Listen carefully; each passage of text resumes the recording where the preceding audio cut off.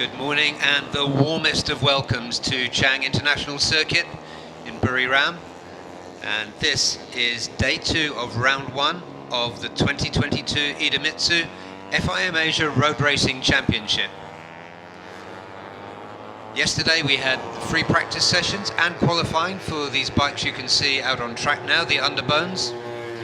The reason they're having a warm-up now is that a little later this morning they'll be having the Superpole shootout to determine the top 15 grid places. More about that a little bit later. But this is race day. There will be, as well as the Superpole shootout for the Underbones, there will be qualifying for the Asia Production 250 class, the Super Sport 600s, and the ASB1000 Superbikes. So an action-packed morning, and then the first races for 2 years this afternoon. So to say we're excited about all of this is definitely an understatement. So looking now at the Underbones, we had the qualifying session yesterday.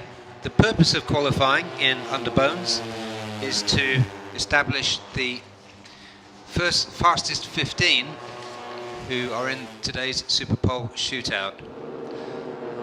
The victors yesterday in qualifying were the duo from the 4S1M Yamaha racing team, led by Gupta Krishna, who has 2 championships, Underbone championships to his name, no less, in the Asia Road Racing Championship. And he was followed closely by his teammate, John Emerson Inguito. The 4S1M team is a Philippine team, so John Emerson Inguito is from the Philippines. Gupta Krishna, of course, is Indonesian, but this is his 2nd year with the team. He's clearly gelled very well. He was pretty quiet in free practice 1 and 2 yesterday, and also pretty quiet during the 2-day test we had earlier this week. But when it mattered, Krishna pulled the pin and clocked the fastest time of the qualifying session at 2 minutes, 0.882 seconds. Now back to what we're looking at on the track here. You can see 2 of the UMA Racing Yamahas.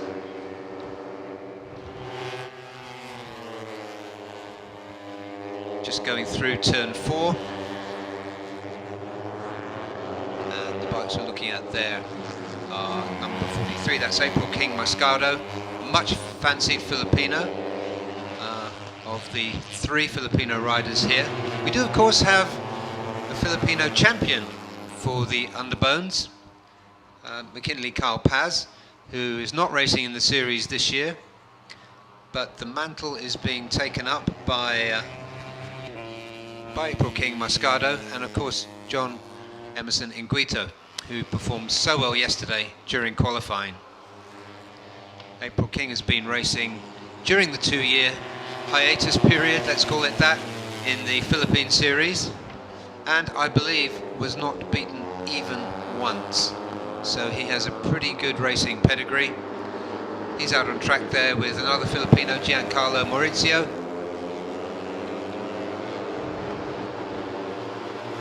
So the purpose of this warm-up is just to make sure the bikes and everything are in good shape for Superpole, which is just one very fast lap, the fastest lap as possible, in order to determine the top 15 qualifying positions. We'll talk about that when we get to that part of the program a little later this morning. But if you haven't seen the Superpole before, it's not to be missed. That will be coming up at 10 past 10 Thai time and also Indonesia Central Time. Now of course the time is 8:34. Get the bikes out on track there. We have most of the bikes are out on track, I think.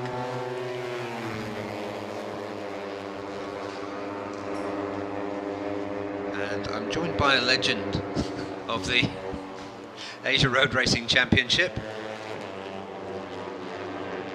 Mr. Guan Meng Heng, who's just gearing himself up. Meng Heng. Yes. It's amazing to see you after so long. Yeah, it's good to be back in Buriram, for 2 years, after 2 years. Yeah, it's good to see you in the commentary box. Thanks for keeping me company. Yeah. Meng Heng, you're the safety officer for this event, the FIM safety officer, is that correct? Yes, I'm the safety officer for this race. So looking at the track since yesterday, the track still look amazing, So everything is in order, and it's good to see the people that working here that really knows what they do here. They sure do. Yeah. You can see that we had an oil spill yesterday when one of the super bikes blew its engine. Yeah, but luckily that just on the straight road. Yeah. It's so lucky that we have the oil slick on the straight road, not on the corner. So. Yeah, but if you look carefully at these things, as I still do as a former official, you can see the marshals using the straps to bring the bikes out of the gravel quickly, you can see they really are world class. Yeah, you can see the slide they're using is really work, So yeah, I hope that when all the track will have all these sort of things to bring the bike. Yeah, absolutely. Just looking at the bikes on track there, we saw one of the Indonesian bikes. There are only 3 Hondas in this class. Meng Heng, why do you think most people have gone for Yamaha? I think Yamaha have proven, in Asia race that the bike is, is a winning bike. I mean Honda is there as well, but I'm not sure why Honda didn't put in effort to, get teams and running new parts and all this. Yeah, absolutely. Well, looking around my neighbourhood in Thailand and anywhere in Thailand, you see more Hondas than Yamahas. Yeah, but it's funny you see that only Asia, there's so many Yamaha compared to Honda. Absolutely, and the underbone class has a bigger international appeal than you might imagine. It really captures the imagination of people all over the world, people like me who when they were kids would get a small bike, strip as many things off it as we could, put a big loud exhaust on it, tune the hell out of the engine and take it racing. This is fundamentally what appeals, plus the quality of the racing. But could you talk a little bit about how these bikes are prepared? Yeah, now you can see the bikes all is, like the technology is so good, and so everything is running by computerized. You can see that.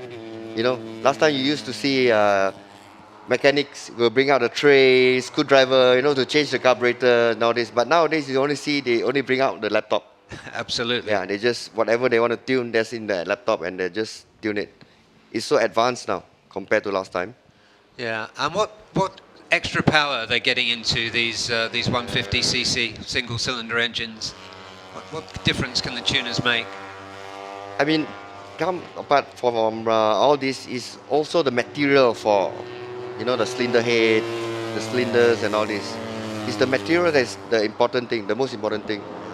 If a good material, you will last for the race. If the material not that good, you will have a bike seize, then a lot of problems with the bike. So, are there any limits on engine tuning in this class? Yeah, of course they have a CC. You have to be under 150cc, and all the ECU gotta be. I think they're using the same ECU if I'm not mistaken. Yeah, control so. ECU. Yeah. Yeah.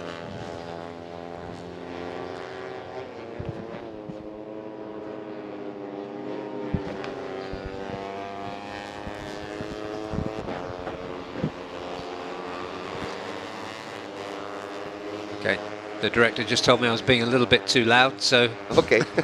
I'll try to turn it down a little bit. It's just the excitement of being here after a 2-year unwanted holiday. Yeah, correct. Yeah, so how important would you say then, Meng Heng, are the engine tuners in this class? Nowadays you can see they are doing dyno on the bike. A lot of dynoing, they do dyno before the bike, hit the track. So they will know what sort of horsepower they'll be getting, and from there they will start to tune in the dyno. Then when they bring the bike to the track, and there's just a bit of more on riding now. So it depends on the rider also. The feedback to the tuner and see what sort of acceleration or mid-range power, how they want it to be. Right. We did see, I think, 1 or 2 engines break yesterday. I think there's a few. I think few engine brake, because I think the weather is so hot here. It was like what 40 degrees yesterday outside. Was it really? Yeah, I- that's what I heard. I was just in this little air-conditioned hut all day. It was so busy, I didn't get out. Yeah, it is like what 40 degrees outside yesterday. So you can imagine the track temperature. Yeah. Maybe like maybe 58 or 60. Yeah. 50 or 60, really. Correct. That's incredible. Yeah. And of course, we see the checkered flag out now for the end of this this warm-up session. Nice little early morning shakedown for these guys as a prelude to the Superpole competition that will be coming up in about an hour and a half. And of course, these bikes are running on Dunlop Moto3 tyres, MotoGP Yeah. Moto3 tyres. That's for how long? Is this the 3rd season? Yeah, this is the 3rd season. I think they've been using the Dunlop slick. So I think I've been asking the riders regarding the tires, and all of them says it's like you're on a train track. The grip is so good, you know. But you can see the rider entering corner with maybe like maximum speed and all this. Yeah, absolutely. And you're saying that the condition of this Chang International Circuit is good? Yeah, it's good. Only the thing now is the heat from the track, you know. But it may be a bit difficult to ride when it is so hot. You know, you may low side. A lot of crashes yesterday I'm looking at. Most of them are low side, you know, not the big one, like the high side one. Yeah, I didn't see any high sides yesterday, thank goodness. Yeah. Okay. And so we're going to take a short break now, because coming up next, let's just look quickly at the warm-up results there. You can see number 1, Hafid Pratamaditya, was the fastest this time around. The one-for-all rider, Japanese rider, Oi Uezu, 2nd. Izzat Zaidi, 3rd. Ahmad Afif Amran, 4th. Nazrul Izzat, 5th. Wayuaji Trilaksana, 6th. Nguyen Antuan, 7th and 8th. Siafik Rosley. So they're looking good. Most of those riders for the Superpole session coming up at 10 past 10 Thai time and Indonesian Central Time. We're going to take a short break and be right back in a few minutes for the qualifying session for the Asia Production 250s. That looks like being a real battle. It's a 30-minute session, and it'll be coming up in about 7 minutes from now. We'll see you then.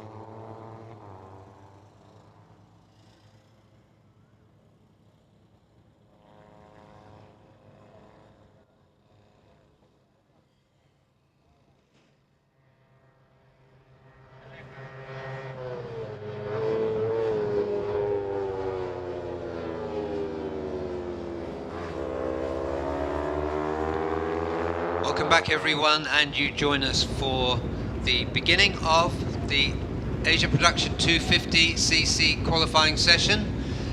This is round one of the 2022 FIM IDEMITSU FIM Asia Road Racing Championship, to give it its full name. The first two riders out on track are Akid Aziz and Ray Ratakuri, the very distinctive number 222 1XOX machine. And there you see the three Indonesian Astra Honda riders on your right there. Number 123, Reza Danica RNs. Very quick yesterday in practice. Overall, he was first in the final practice session of the day. And on combined qualifying times, he was fifth.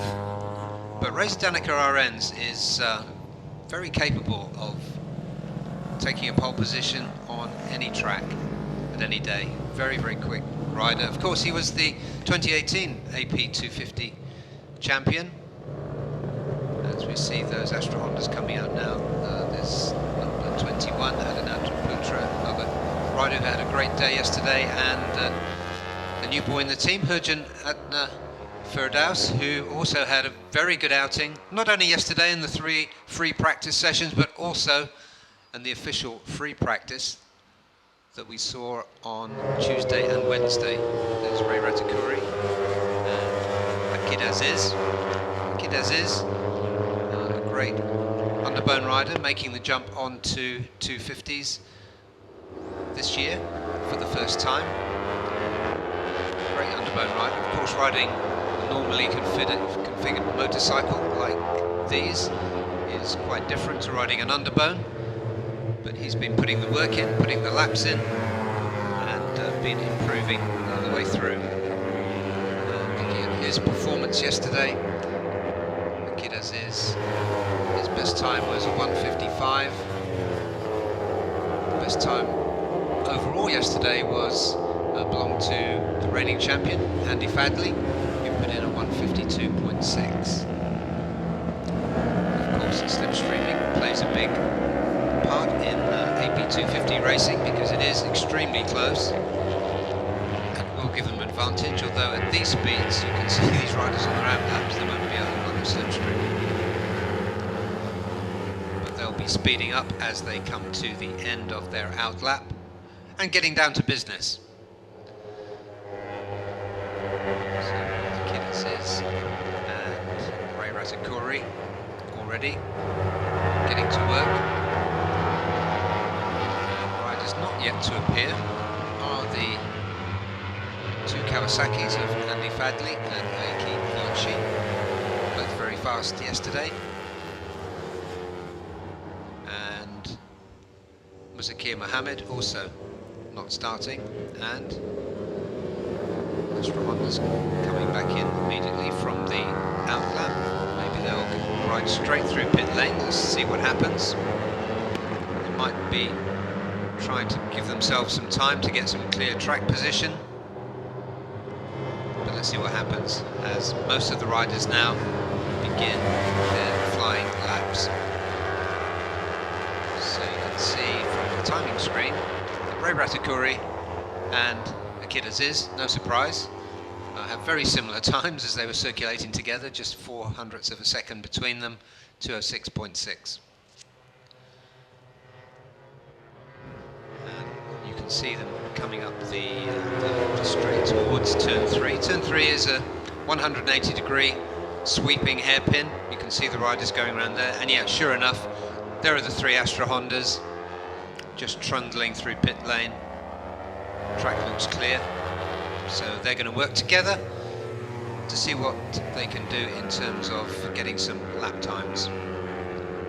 Astra Honda always at or near the front of this field.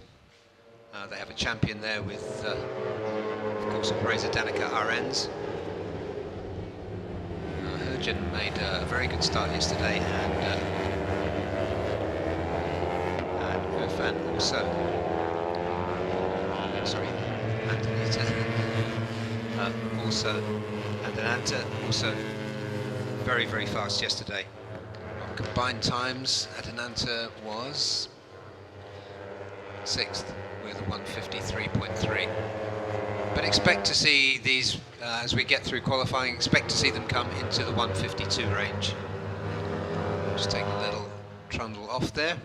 It's bike number 19, that's Idlan Hakimi.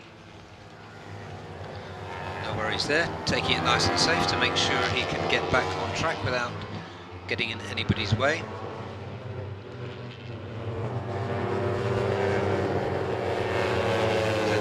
He's 18 years old, and in the much lauded IDEMITSU FIM Honda racing team.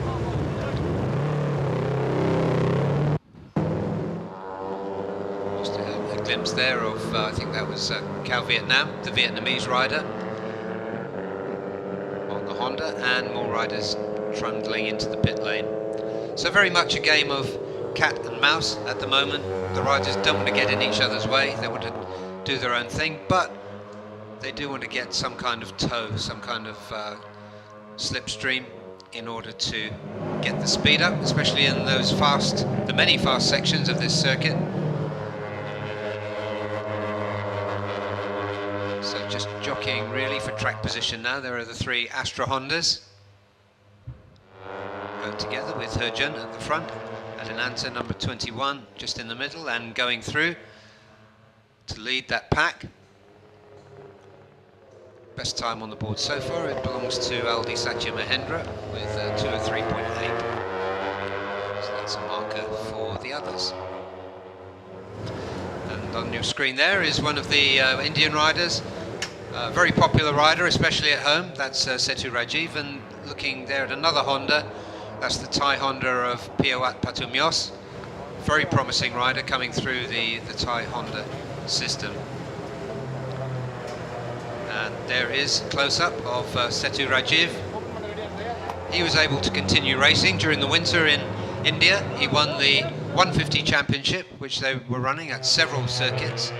So he had a bit of variety, but of course nothing to compare with an international grade A circuit like Chang International. You can see the pace picking up of these 3 Astra Honda riders. Adenanta still at the front.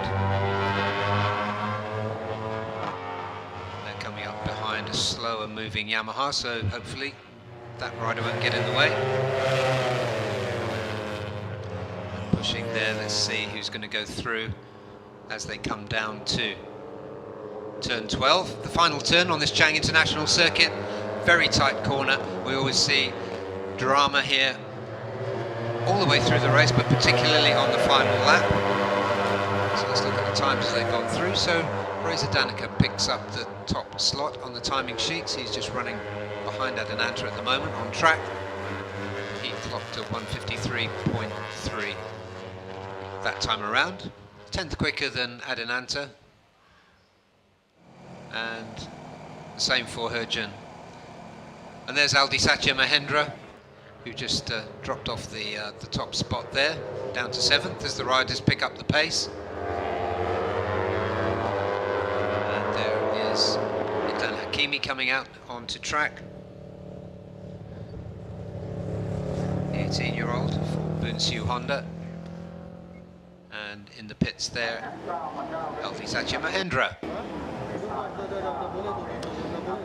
But these 3 riders are getting to work for Astra Honda.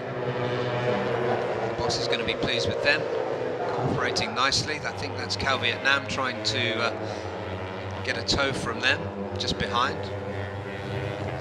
with the faded looking white front to his Honda CBR 250. The riders getting off the track and out of the way of the quick riders. Good awareness by them. A lot of these are pretty experienced riders now. Reza Danica at the front of this group as they flick through turn 11 and make the short but fast run down to turn 12. There at the front, about to be passed by these Hondas, is Akida's is. Across the line now, let's see if there's any improvements. Not that time around, but there is a bit of traffic, very difficult to avoid,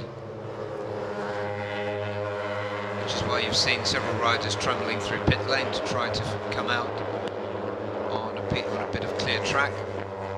But the other riders have spotted the Astra Honda trio, nicely fanned out for the camera, thank you, and they're trying to get on the back of them because they know any one of those 3 riders could be setting the pace.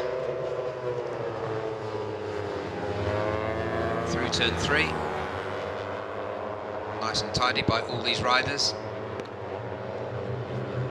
Lots of experience here. That's Adinanta Putra at the front. Reza Danica chased by Herjun. And the chasing pack seeing what they can gain from following them. The next part of this track, if you're not familiar with it, this is turn 5. It's a left-hander that tightens and tightens, as you can see now, as they go into the later part of the turn. Then they have to flick right into turn 6. And then quick sprint up to another right-hand turn. I think that's Aldi Satya Mahendra just carefully rejoining the track, coming in off the top of the circuit. And there's Ray Ratakuri on that very distinctive, gorgeous green. I wish I could think of a description for that green colour, but I absolutely love it. Number 222, a very distinctive number as well.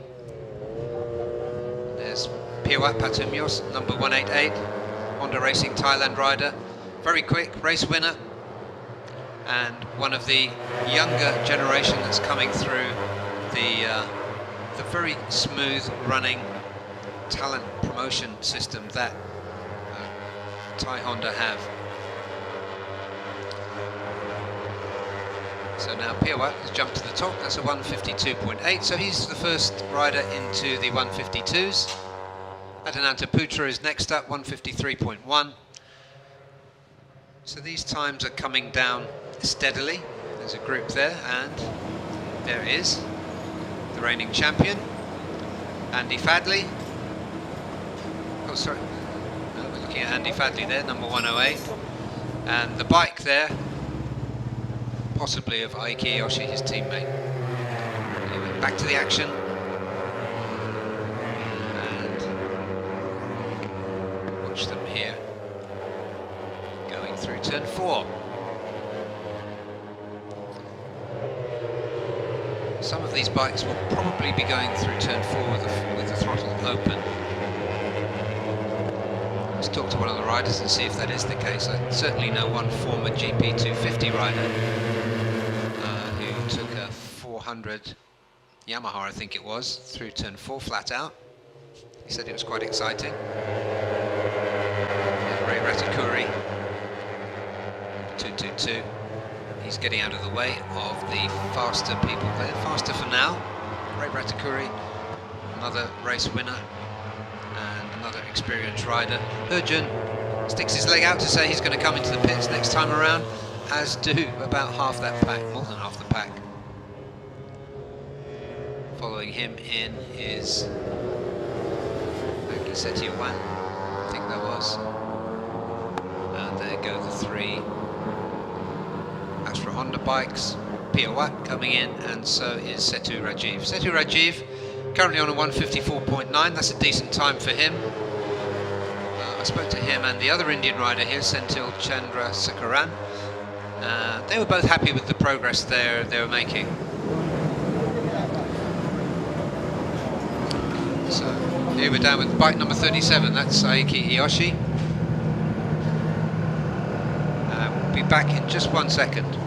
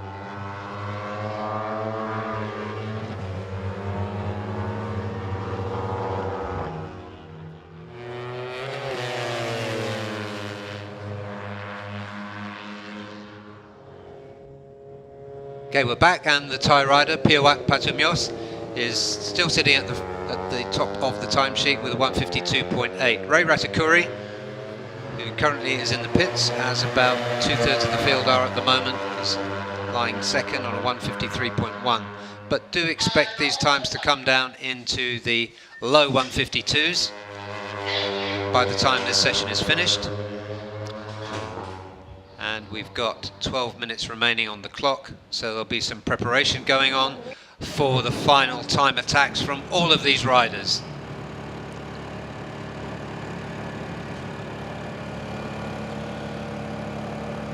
Back into that very busy, very well organised Astra Honda pit. The whole team really does work literally like a well-oiled machine. And you can see the mechanics there wearing safety helmets. They've been produced by Indonesian helmet manufacturer KYT, who I've noticed are in the paddock today as well. On track currently, Aldi Satya Mahendra. He's currently lying 6th with a 154.2. And Andy Fadley we haven't seen too much of yet, but he knows when to attack. So expect him to come through. And also Aiki Iyoshi, who we were looking at just a few moments ago. So during the break that they're taking before the final attack, Aiki Iyoshi is 22 years old, and of course riding for the Motul Sniper Manual Tech Racing Team, the only team running Kawasaki's. Thank you. We're looking at the two of them right now. Beautifully prepared by this team. That's Andy Fadley's machine we're looking at. And Andy Fadley saving his energy, because he knows that it will only be in the final 5 or 10 minutes that the grid positions really get determined. Some of the other riders are preferring more track time. One of them, Ray Ratakuri, who's been busy so far in this session and looking ready to go out. And once again, we get to look at that very beautifully prepared 1XOX TKKR. Sorry, the TKKR Yamaha. Ray Ratakuri, 25 years old now. And last time out in 2019, he was 6th overall in the championship. is Idlan Hakimi out on track. He's currently lying 7th on a 154.4. So looking for improvements. So note there from race control, bike number 57 and bike 19 have had their time cancelled for exceeding track limits. The rule is that in qualifying, if a rider exceeds the track limits, the lap upon which he exceeded the track limits will not count towards his qualifying time. And there is Idlan. He'll know not to do that again. But finding the limits is okay, because now we're into the business part of the session. We're into just coming up to 9 minutes left on the clock. As he takes advantage of the clear track. He's currently the only rider out.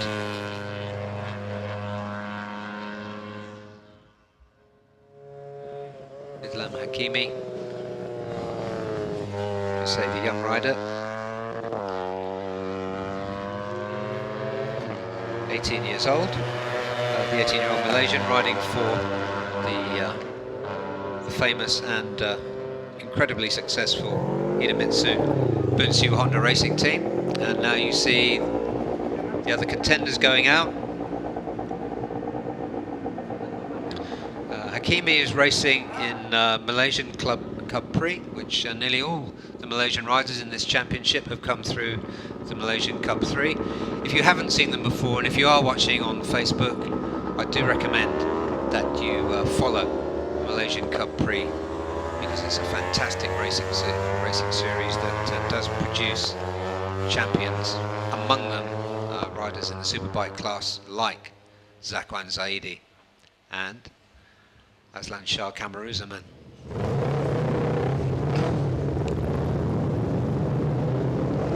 So I think that was Rafit Topan Suchipto going out. That's the number 50 bike. And here come most of the riders, looking around to see who's riding with them. Rafit Topan rode in this championship in 2018 and finished 3rd. And he's riding for the LFN HP 969 Indonesia team, and those very distinctive black and gold colours. He's just trundling, trying to let a few more bikes go past him so that he doesn't get into a traffic jam. And taking a similar approach was Urjan and Adinanta as they trundle slowly through pit lane. Ray Ratakuri is on track. He means business now. And he's being chased there by his teammate Akid Aziz, newcomer to this class, but a really exciting rider. When he does get fully to grips with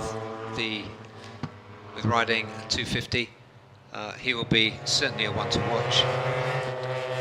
He's also been racing during the 2-year off season. I don't really know what to call it, but let's call it 2-year off season. He was racing in the Malaysian Cup Prix Championship that I mentioned a few moments ago.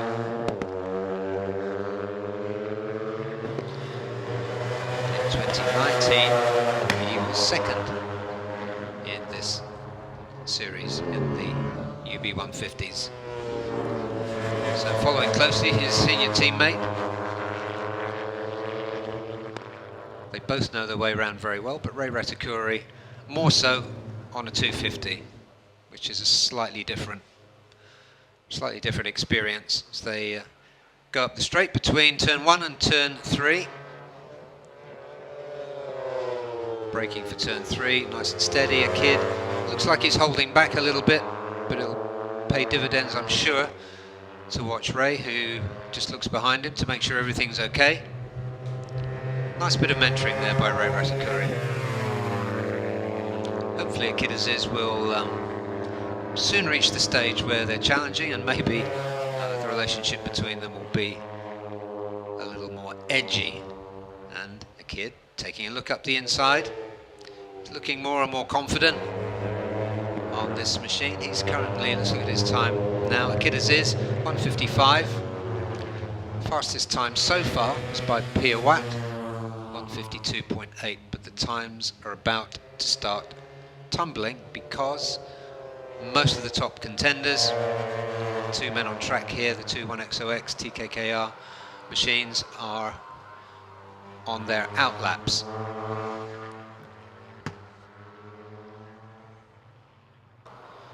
Kidder's best time 1:55. Ratakuri 1:53. And again, Kidder's coming alongside, just perhaps doing a little rehearsal under braking for turn 12, where places will be won and lost this afternoon as we get into race 1 for this and the other 3 classes. And we could look at these 250s all day, because these the 1XOX Yamaha YZF R25s are really good looking machines, and the livery for 1XOX is really good. And here you can see, here's a man who's going to be attacking, that's Aiki Iyoshi.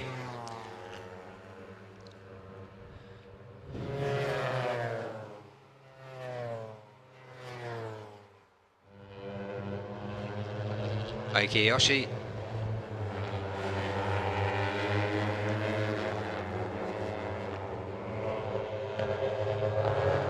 Aiki Iyoshi is going to be attacking now.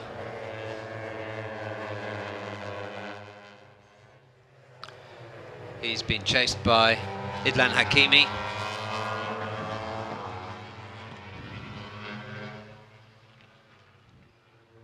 Aiki Iyoshi been going quickly all week. We had pre-season testing on Tuesday and Wednesday. The young Hakimi coming up inside him. And I think that's Rafit Topan just behind. See if there's some changes yet. Hakimi on a 154.4 now. And Piawat still on the fastest lap of 152.8, but that soon will be surpassed. Perhaps by him, perhaps by somebody else, but it will definitely be surpassed. There are 2 of the Astra Hondas there. Adenanta 21 and Herjun number 46. How could I stumble over that number? Razor Danica RNs. The 2018 champion is 3rd, and Andy Fadley has quietly come up to 4th position with a 153.3. But let's see what he can do to reduce that. You can see there's 2 Astra Hondas being challenged there by Ray Ratakuri on the green Yamaha, the 1XOX machine. Kidder's is just dropping to the back of that group.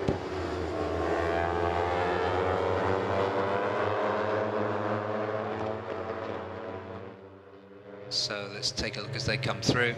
Okay, Adenanta leading that group now, followed by Ray Ratakuri and Herjun. And then it's Aldi Satya Mahendra, who's been there or thereabouts all week. And no doubt all day today, Saturday, the day for race 1. And Aldi Satya having a look at Herjun there. Perhaps just a rehearsal, having a look at how he moves through the corner and where his overtaking opportunities might be in a few hours' time when we get into race 1. Herjun is shadowing them, and then a little further back, the group headed by Ray Ratakuri has just got a little bit of space. There's LD Satya Mahendra.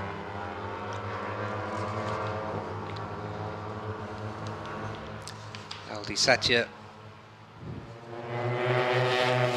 is 16 years old, so one of the rising stars from Malaysia. Sorry, from Indonesia.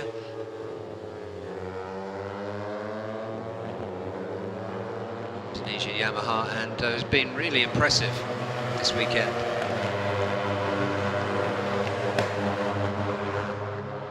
Now he's with Herjun, number 46. So Herjun, one of the new generation coming through the Astra Honda school. It's Adenanta, number 21.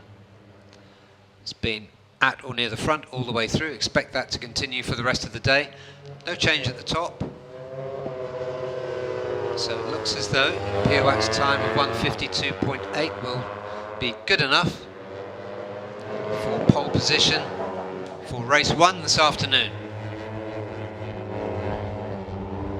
It's Andy Fadley. Let's see what he can do on his final lap.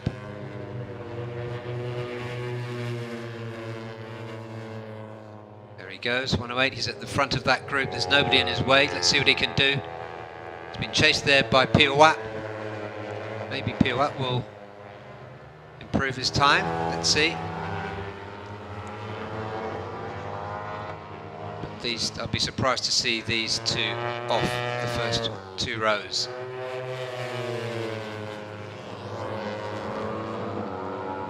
So they're coming down now to turn 12. Pirouette moves inside.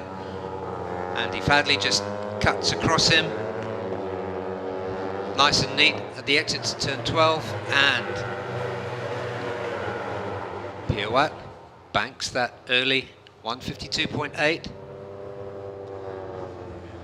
Ray Ratakuri's on an out lap, but he's too late, I think, to get in a fast lap. And Reza Danica comes in, will complete the front row, and he's by dint of a 153.157. Indeed, Ray Ratakuri has just moved up the time sheet. All right, so the time sheet's changing. Pirouette is still at the top, but with that final flurry, Adenanta moved into second position, so he'll take the middle of the front row. I think Ray Ratakuri, wait for it to be confirmed, will complete the front row. And there you see a few of the riders stopping at the practice start mark. The front there is Cal Vietnam, and he's going away with Setu Rajiv. Pirouette next up, behind him Reza Danica RNs. Reza Danica just got bumped onto the inside of row 2. Andy Fadley will be in the middle of row 2, and Aldi Satya Mahendra, who we were just talking about, will complete the second row. The third row will be led by Angie Setiawan, and he'll be joined by Rafit Topan Suchipto and Idlan Hakimi. And Astra Honda's Herjan, just checking as the timesheets adjust a little bit. Herjan will lead the fourth row, together with Aiki Iyoshi and Fitrian Zaketi. Setu Rajiv, good session for him. He qualifies 13th, as we just wait for the results to come up. So let's just confirm that, because there were some changes. Pirouette at the top, as we said. Adenanta Putra is confirmed as second fastest, completing the front row. Ray Ratakuri, and then Reza Danica RNs. Andy Fadley, the reigning champion. 2 champions together there on row 2, joined by Aldi Satya Mahendra. Then row 3, Angie Setiawan, Rafit Topan Suchipto, and Idlan Hakimi Radwan. 10th was Herjan Atnaf Firdaus, and then Aiki Iyoshi. 11th, 12th, Fitrian Zakete. 13th, Setu Rajiv. 14th, Akid Aziz. 15th, Cal Vietnam. 16th, Senthil Chandra Sekaran. And 17th, who wasn't on track, but if he can make it, he will start at the back of the grid, Mazakir Mohammed. So that completes qualifying for the AP250s.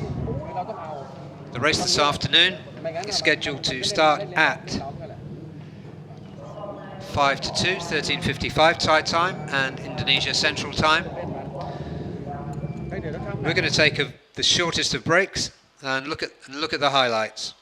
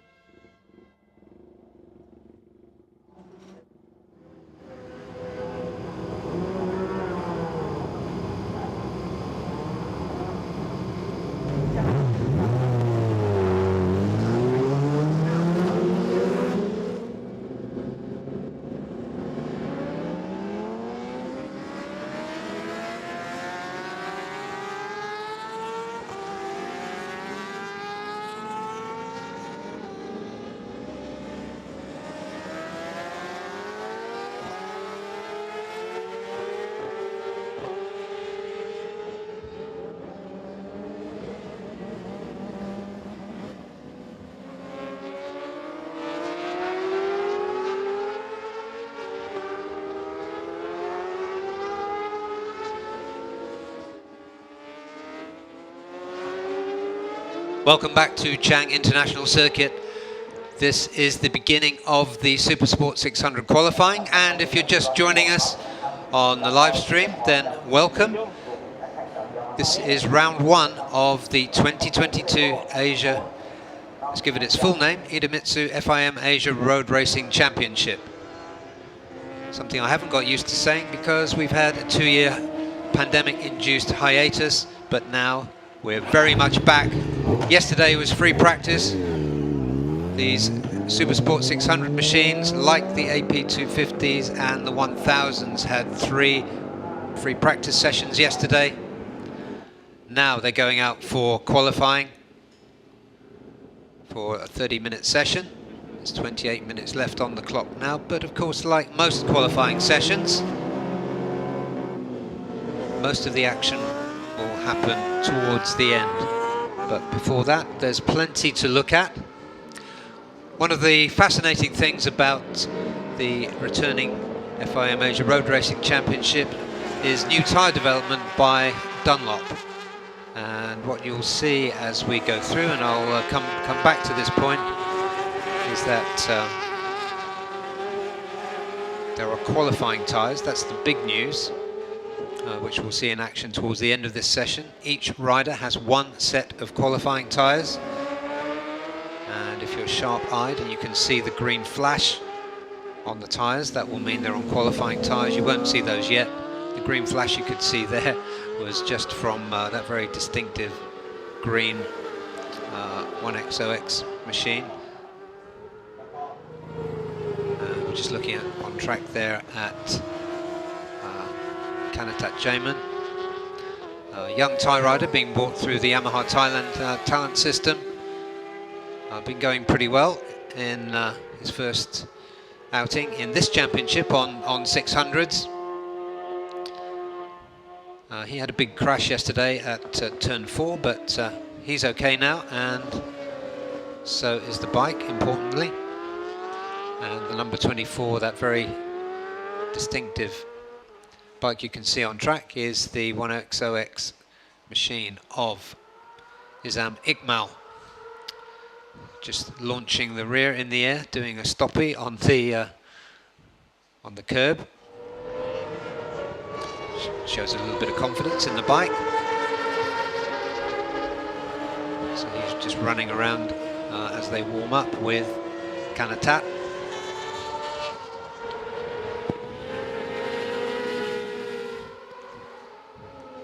And there is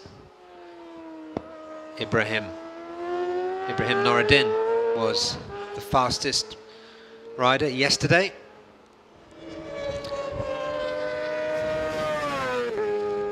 But overall, yesterday combined practice, the fastest man was Andy Faridis Dihar. Ibrahim was the fastest in free practice 3.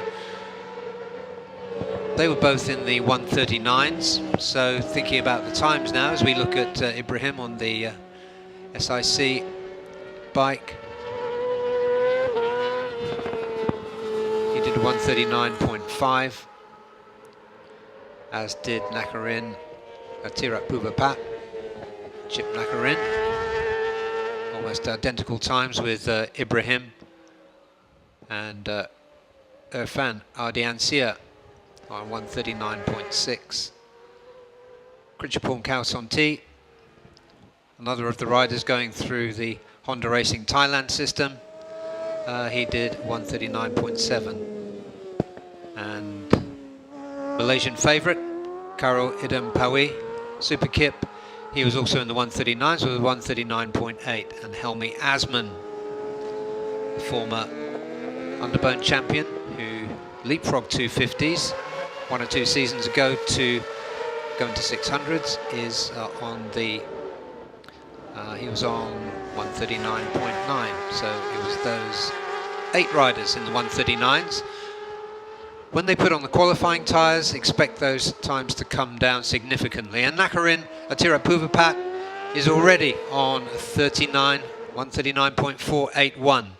So he's put a marker down very early for the others. And Helmi Asman about a second adrift. So the pace very much set by the Thai former Moto3 rider Nakarin, Chip Nakarin. as we know him. Just going out of shot there. And there's the number 100 bike of Kondonai Kurt Kiao.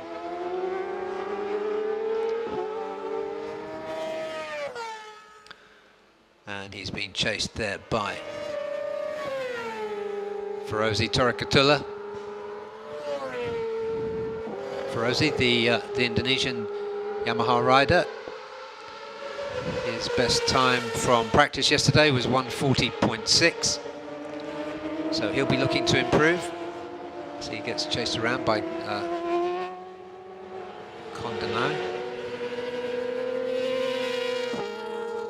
Newcomer to this series, Kondonai.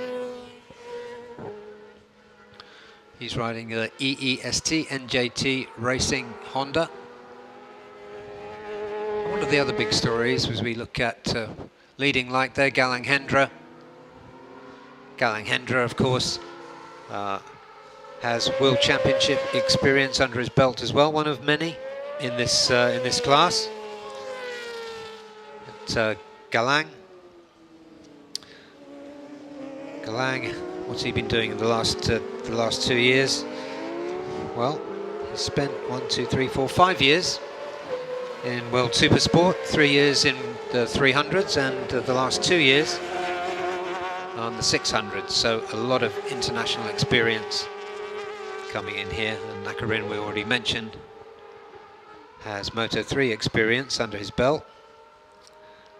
2 years, 2017 and 2018 in the Moto3 Championship, and before that, the CEV Moto3 Junior World Championship.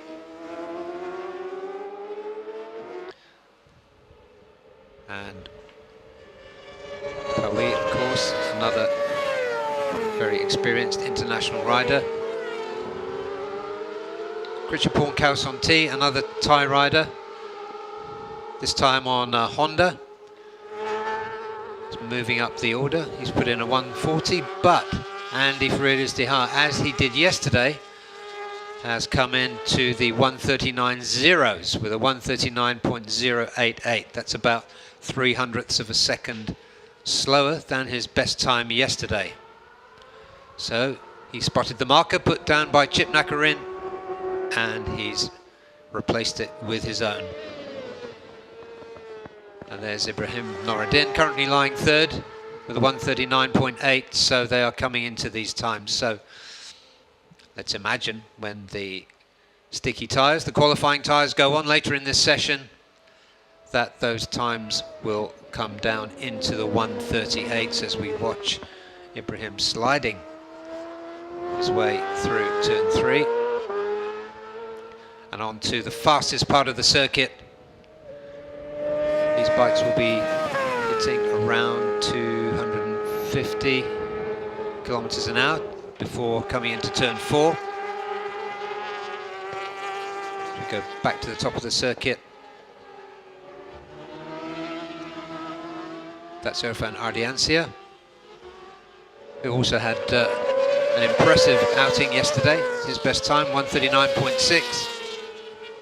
It's difficult to choose here. The most consistently fast has been the man you're looking at now, number 27, Andy Faridas-Dihar, who crosses the line once again. Has he improved?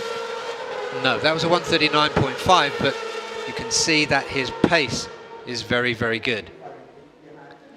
So Andy Farid setting the pace, not just over one lap, but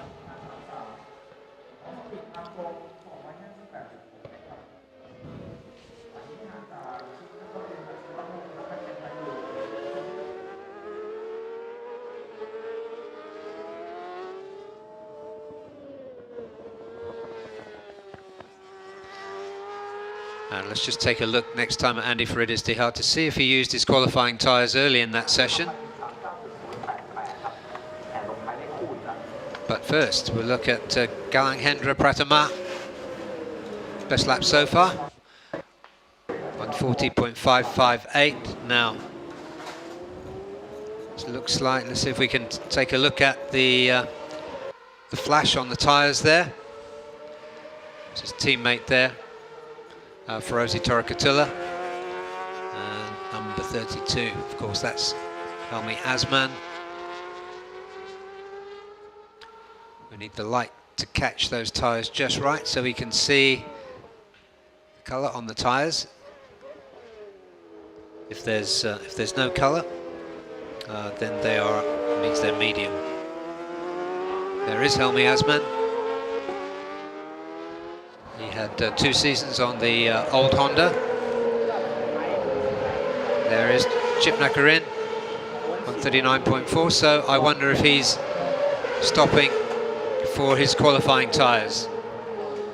So these qualifying tyres are quite durable by qualifying tyres standards. You can get 3 flat-out laps on them, so they will last comfortably for 5 laps, meaning 1 out lap, 1 slowing down lap. But they are, if you mess one up, you can have another go. Ibrahim Noureddin now coming into the pits. Let's see what happens with his tyres. If the tyre warmers go on, it means he will stay on those tyres, but I suspect there's 17 minutes left on the clock. There's a good chance that he will put on the qualifiers, especially as the qualifiers are new for these riders. I think not all of them maybe have had the chance to test them yet. But the Dunlop tyre technicians are confident that the times are going to be impressively fast. And coming into the pits there is...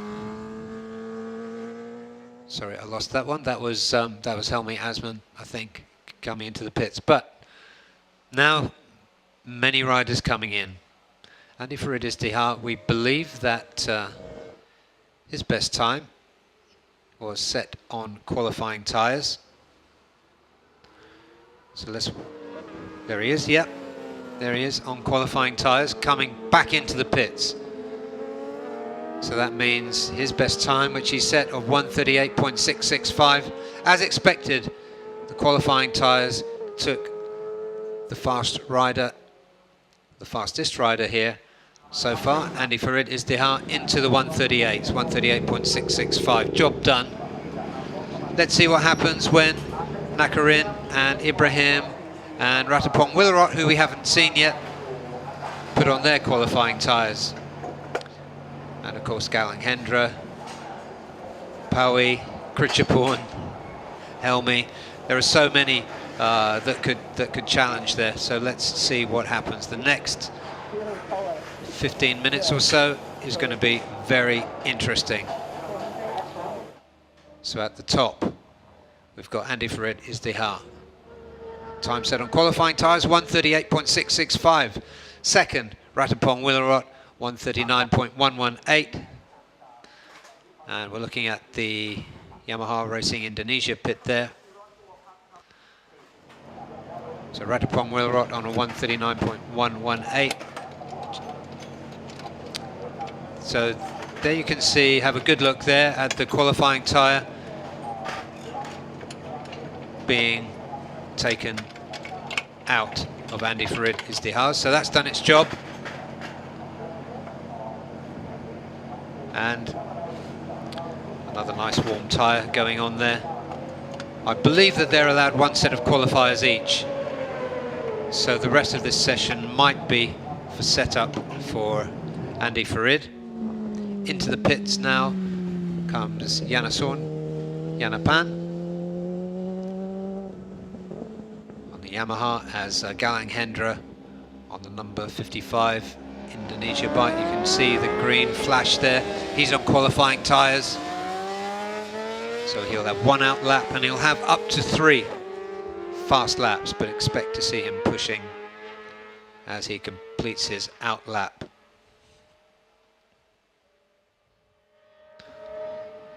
Okay, easy to see that green flash now.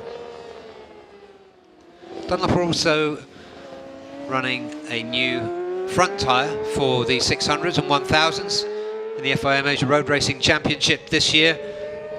The new front gives greater stability under braking and allows them to brake deeper into the corner. It's an all-new tyre produced just for this championship.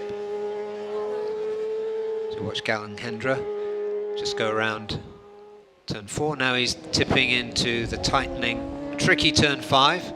He's got an on-bike camera there, as you can see, which is picking up the track surface very nicely as he's leaned over. But Galang's best time, let's take a look from yesterday. Galang's best time yesterday was 1:40.1. That looks like a hurry-up signal if you're riding in a group. I'm not sure quite what it meant in that. I think it meant his teammate to catch up, because I don't think Hendra's in the mood to wait for him if he's for Ferozi if he's not there. So now let's watch Galang Hendra start his first flying lap on Dunlop qualifying tyres. He's been chased there by Ferozi Torikatula. So let's just see what he can do. Onboard camera there. It's shaky, but that's pretty authentic to the feeling you get when you're on a bike at these kinds of speeds. And as he comes now into turn 3, should be able to get through here, drifting it into turn 3, Galang Hendra. And now he'll blast out down the long straight where this bike will hit around 250 kilometers an hour towards turn 4. Turn 4 really tricky. I'm glad we can see that, because that's a truly scary big boy corner, turn 4. It's very quick. I think these bikes take it in 4th or possibly 5th gear. But it was good to see that on camera, on the on-bike camera. Now he's tipping it into turn 6 and coming up there to the top of the circuit. Torikatula still staying with him. If you can see the times there. Before they started this lap, Galang was in 9th position with a 140.5 and Torikatula was on a 141.7. Now they're about to come through turn 11 and sprint down and then brake hard into turn 12. Galang Hendra's first one around. On with the gas, and let's check out the time, 139.995. So he's in the 139s. He's going to get at least another flying lap out of these qualifiers. Torikatula staying close behind him. His time that time around was also 139. So not really surprising, considering how closely they were following each other. And I think behind them is Kordanai Kodkiao. That is Kodkiao. So they go down once again. It's on the EST NJT Racing, newcomer, I believe, to this series, and certainly been putting in the work.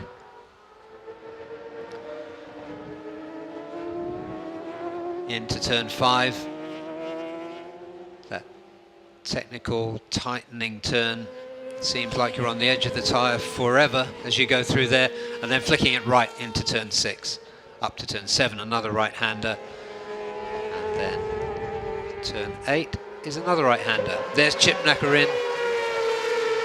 He started in 3rd. Let's just take a look at that rear tyre. Yep, he's on qualifiers, so let's see what Chip Nakarin can do. He was fastest during the official pre-season test on Tuesday and Wednesday this week. Let's see what he can do now. His time before qualifying tyres was 139.4. And he drifts his way into turn 3. He's being chased by fellow Thai, Krichaporn. We look back in the Bunsu Honda pit, but let's come back to the on-track action. And Chip Nakarin and Krichaporn Kausonti, both on Hondas. Both really fast riders, and of course this is their home track as they tip into turn 5. And just watching out for any changes. See where Galang and Torikatula are on the track, but back with these two Hondas, these two Thai riders. Coming through turn 7, turn 8. And then flick to the left. Flick to the right and down towards turn 12 to complete their first lap on qualifiers. Right, that was an out lap, so don't expect too much from this. Okay. So currently, Ratakuri on 139.481, which is set on normal tyres. Back in the Astra Honda pit as Isam Iqbal comes out onto the circuit. Two Thai riders now come through on their flying lap, first flying lap on qualifiers. Ratakuri ahead there. Japan spent a season or two in 250s, acquitting himself extremely well and showing himself capable of setting pole positions.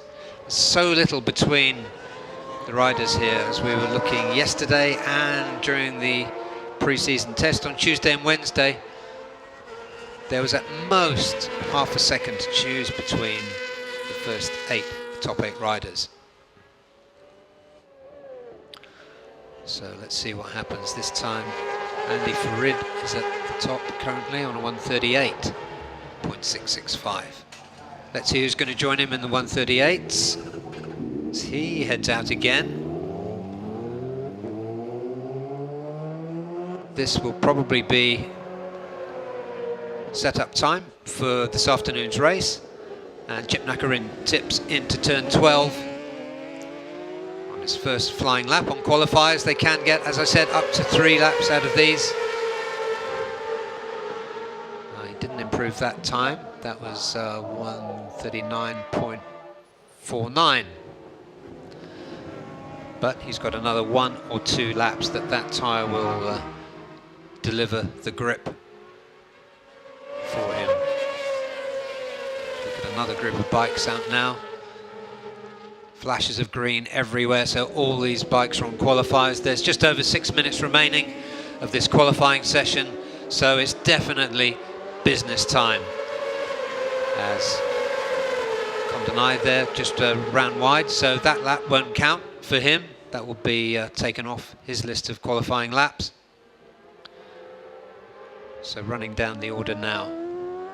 Andy Farid Izdihar, 138.665, sitting at the top of the timesheets, currently on an out lap, but on normal tyres. I think I saw he was on a medium rear. Ratapong Willarot, 139.1. It'd be good to get a look at him when we can in a few minutes. Just look out for the number 56. The light glints off the numbers.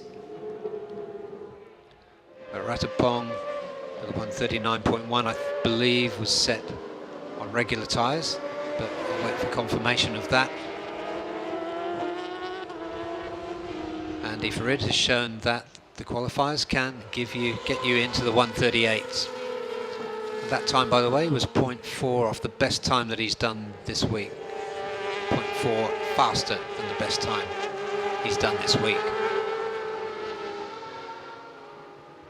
Galang Hendra, who we saw coming out, one of the first people on the qualifying tyres. He's got a 139.9, Torikatula, same time, virtually. So they're lying in 7th and 8th. Those were set on qualifiers. That's Powie coming into turn 12 there.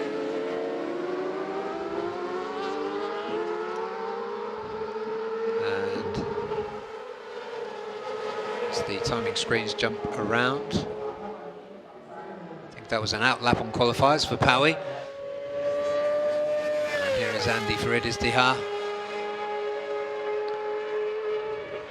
Ibrahim Noruddin making those qualifiers work. He's onto a 139.346. That moves him into 3rd place, so provisional outside of the front row. Ratapong still sitting in 2nd on a 138.943. So the qualifiers haven't disappointed. They've put these 600s into the 138s. We have to keep a beady eye out now. So that's Andy Farid being shadowed by Irfan Ardiancia. So let's just look at the rear tyres there. Can't see Irfan, whether there's a green flash on Irfan's bike, but anyway, they're coming down to turn 12, so let's see what the time says. No, they're on set up for the race. Anyway, they cross the line. 140s, 139.6 for Andy Farid. And Chip Nakarin, we didn't see this, but he's into the 138s. He clocked a 138.9 on his qualifying tyres. That puts him provisionally in the middle of the front row with just under 3 minutes remaining on the clock here in this qualifying session for the FIM Asia Road Racing Championship. Super Sport 600s. Bike coming in to the pit road there. I think that's Ibrahim. And now we're looking at Ratapong Willarot, the 2018 Super Sport 600 champion. He comes through. I think I can see is there a green flash there? Not sure. Anyway, his time 139.408 that time around. I think he's on qualifying tyres. There goes Irfan, who is chasing his teammate Andy Farid Izdihar. Tremendous quality in that Astra Honda garage between these two riders, both now really experienced and coming to the peak of their powers as motorcycle racers. And Andy Farid sitting at the top and looking at who's been through at what speed so far. It doesn't look as though anybody's going to knock Andy Farid off the top. We've got Ibrahim in the pits, but I think he's already done his qualifying tyres. And sure enough, helmet off. That's the job done for the morning, and he'll be thinking about what he's going to do this afternoon. It looks like he'll be starting from the middle of the second row, having banked that best time of 139.339. 1 minute left on the clock as more bikes come through. Position changes. Helmi Asman has clocked a 139.212, which provisionally puts him on the inside of the second row.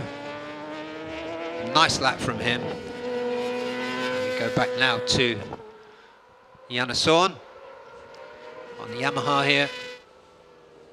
Yes, he's on qualifiers. Let's see if he can, this young rider can lift himself up the scoreboard.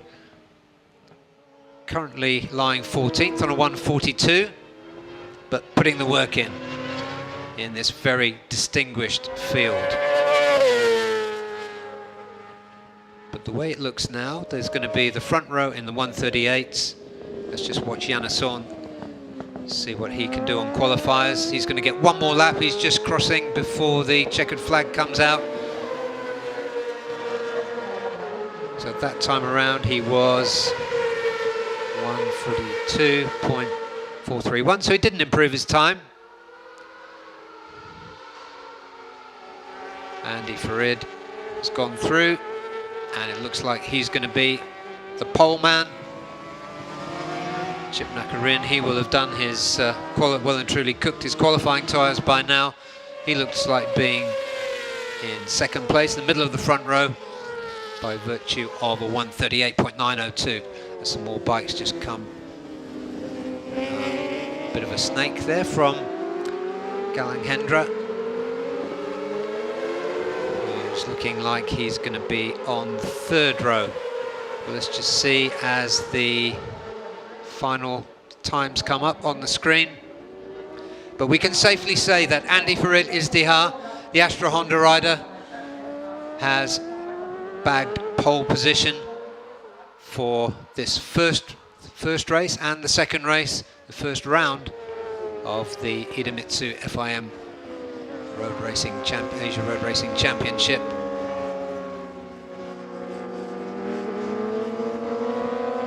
very good performance by him. And we also noticed his pace was really good throughout the session. And the last few laps, his last stint out was done on race tyres, on a medium race tyre, just to make sure that they're working nicely for him. And Nakarin Atiratupuvaphat will join him on the front row, in the middle of the front row. And alongside him will be fellow Thai Ratapong Willarot for Yamaha Thailand Racing Team. So on the front row it'll be Honda, Yamaha. As we watch some practice starts.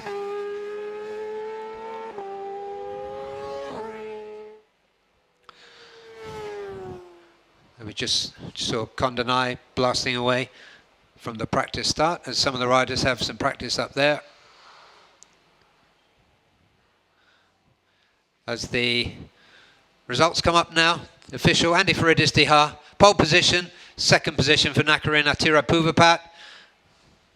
Ratapong, number 3.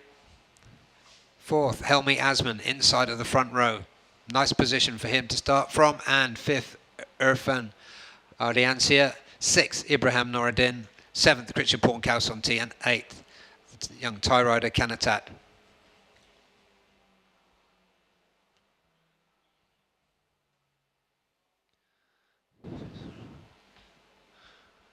Number 9, Galang Hendra Pratama. 10, his teammate Ferozi Torakatula. 11th, Pawi. And 12th, Mohammed Isman Ikmal. Kondanai Kurt Kiao was 13th. And Yanasorn, 19th. Azroy Hakim did not qualify, but if he can make the grid, he will start in last position, which is 15th. So we're going to take a break shortly. I think we'll take a look at the highlights. And then we'll come back for the qualifying session for ASB1000 Superbike qualifying session. So don't go away. That will be a lively session. We saw some really interesting, really competitive action on track yesterday with the 1000s.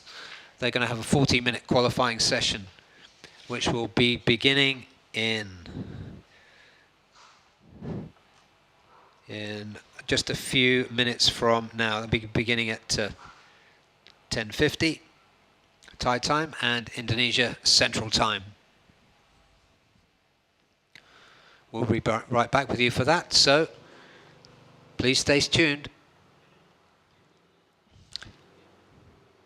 Here. Okay, we're just going to roll the highlights from that gripping session.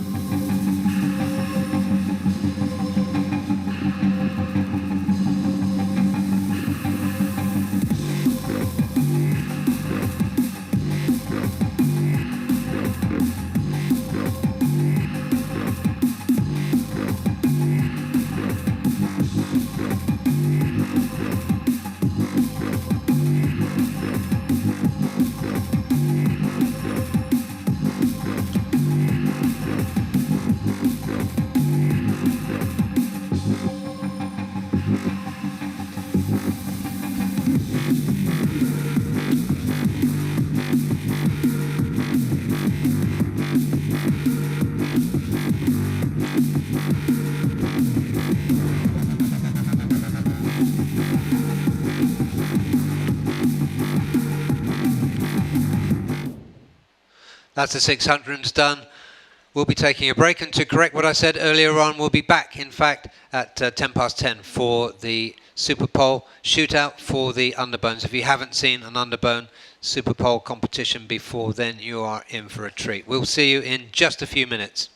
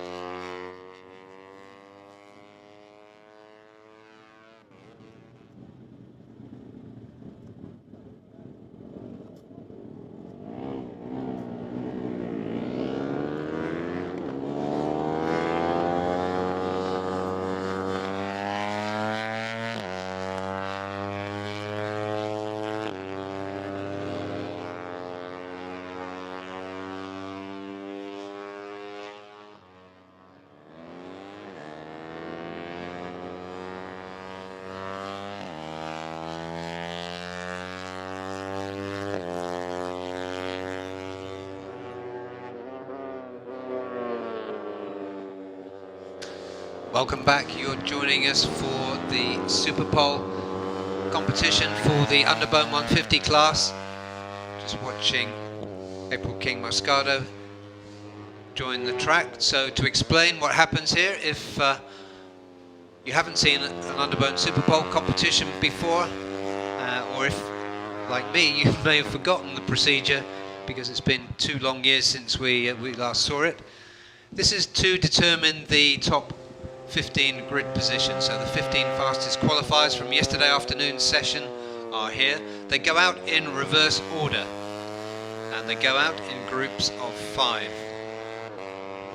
As we watch the first bike out, there's the Vietnamese rider Nguyen Duc Tan on screen there. So they go out in groups of 5, spaced around about 20 or 30 seconds apart. When the bikes reach turn 3, when one bike reaches turn 3, the next bike from the group of 5 goes out. So now we've got Duc Tan on his qualifying lap. Tan, one of 2 Vietnamese riders in this class. The other one didn't quite make the cut for the top 15 qualifying.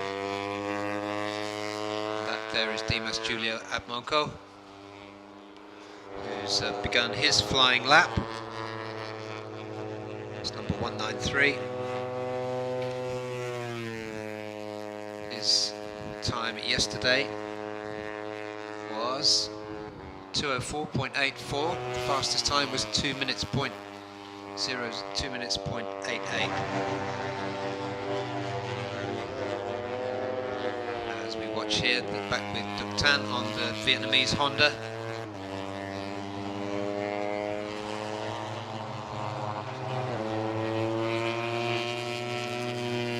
The Vietnamese haven't been able, unlike the Filipino, the Indonesian and Malaysian and Thai riders, haven't been able to race during the 2-year off-season, let's call it.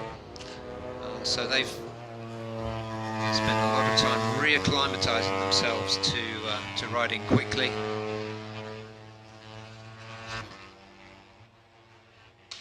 And let's see what he can do. He did well to make the cut for the top 15 yesterday. Of course, after the flying lap, there'll be a slowing down lap.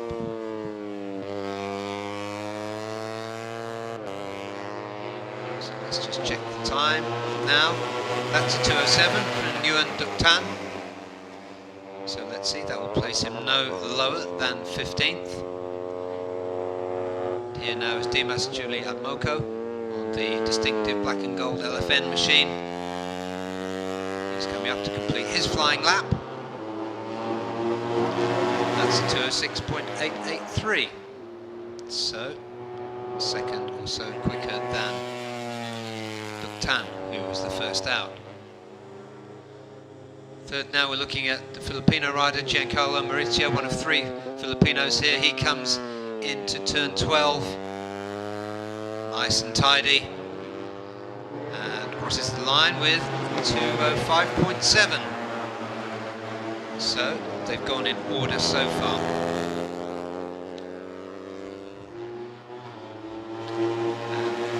Oi Iwezu from Team One for All just crossed the line. Just check for his time. He did a 2:02.573, which provisionally sets him at 7th position on the grid. Number 43, April King Moscado, much fancied Filipino rider in the absence of the Filipino champion for this class, who was 2019, Carl McKinley Carl Paz. Many people are betting on April King to carry the mantle for the Philippines in this class. He clocked a 2:04 that time around. So he's in provisional, he's in 12th spot. Oiwezu provisionally in 7th spot as the next 5 bikes go out to join the track.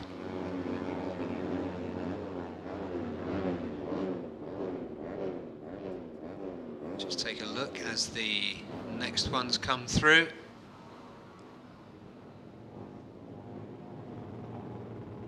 Come up to, they'll wait at the pit lane exit there, you can see.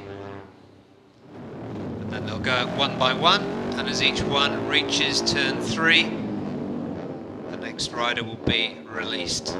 Let's keep plenty of space between them, so these are truly laps achieved alone and without the aid of slipstream, which is one of the main points of doing it this way, is to just isolate the pure performance of the rider and the machine. As you can see in the queue there, the other riders wait in the technical area down in the pits.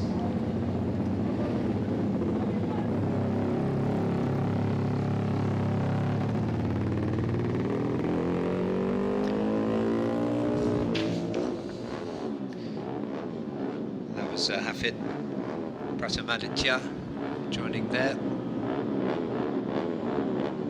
number 87.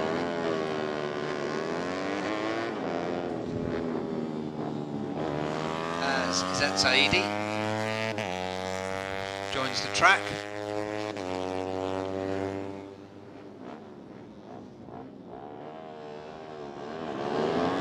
Let's take a look at Izzat, and next one out, Nazarul Izzat. So they're both on their out laps. Nazarul, of course, UMA Racing, Indonesia. Did I get that right?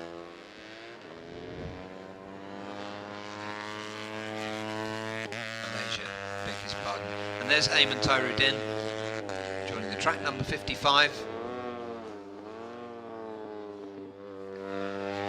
the Cardinals racing team.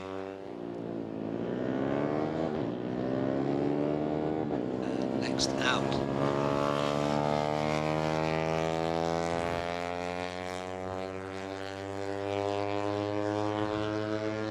is Hafid, number 42.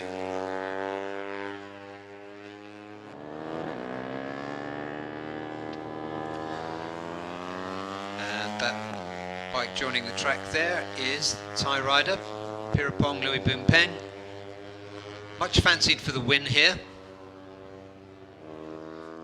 His best time yesterday put him in provisional 6 in qualifying. It was a 2:02.7, so let's see what he can do with that. His teammate Oi Wezu has already done a good job by coming through to a provisional 7th position.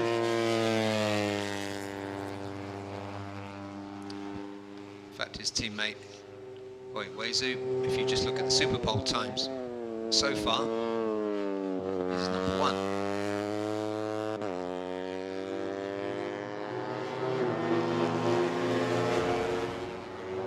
So Izzat Zaidi starts his flying lap.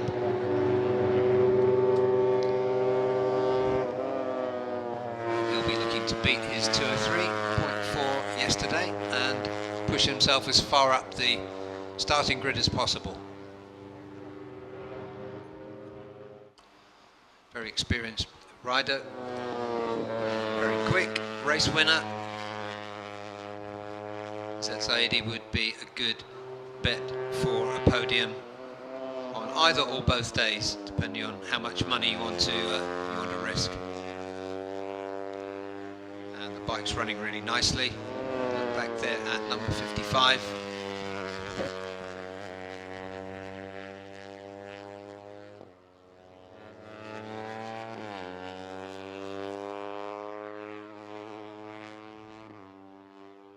Ayman Tyrudin and Izzat Zaidi on flying laps currently.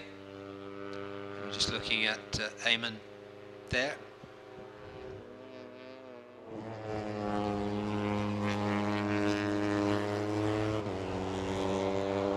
As Izzat comes through.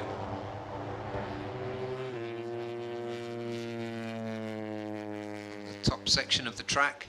I think that's turn 7 he's just gone through, coming through towards turn 8.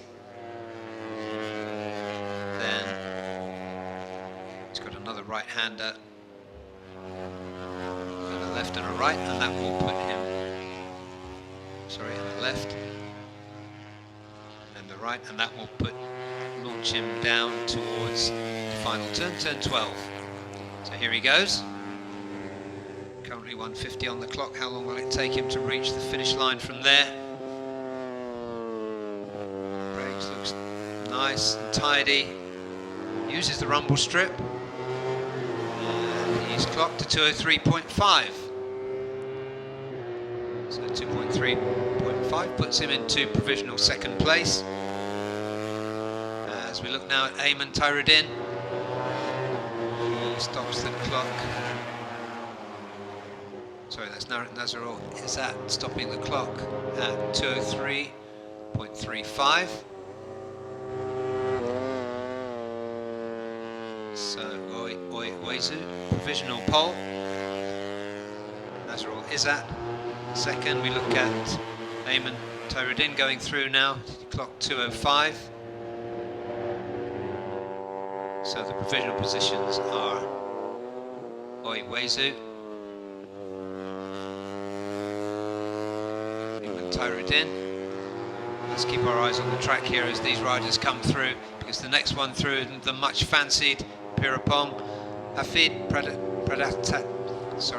Pratamatia, clock to 203. That was a decent time for him, but watch Pirapong, see if he's put a good lap together. Across the finish line, he stops the clock at 204. So decent but not stunning. That provisionally puts him on the outside of row 2, Pirapong. But with slipstreaming and the experience of this rider and his track knowledge and his racecraft, all of which are great strengths for him, who's to bet against him reaching the podium today?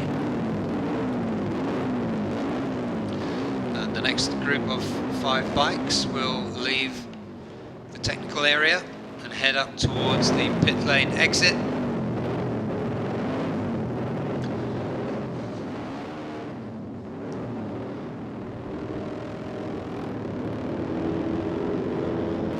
So first away out of this batch will be the rider you can see there, number 50, that's Afifan Ram from Cardinals Racing Team, Malaysia.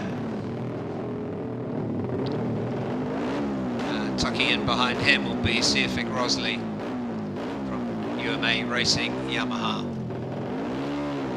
And there you're looking at one of the 4S1M bikes, that's Gupita Krishna,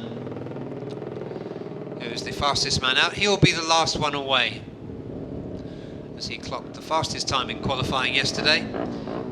He will go out last, so he will know exactly what he has to aim at. Currently he has to aim at Oiwezu, who's on a 202.5. There are some very quick riders waiting to go out before Gupita in this batch. You can see just forming up at the pit lane exit. Number 22 there, John Emerson in Guito. Fastest Filipino rider yesterday, Gupita's teammate. They grabbed 1 and 2 in qualifying as Afifan Ran makes his way out towards the track on his outlap.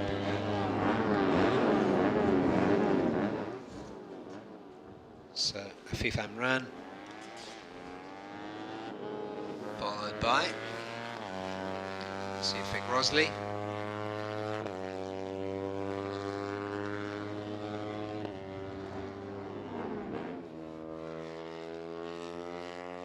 Be followed by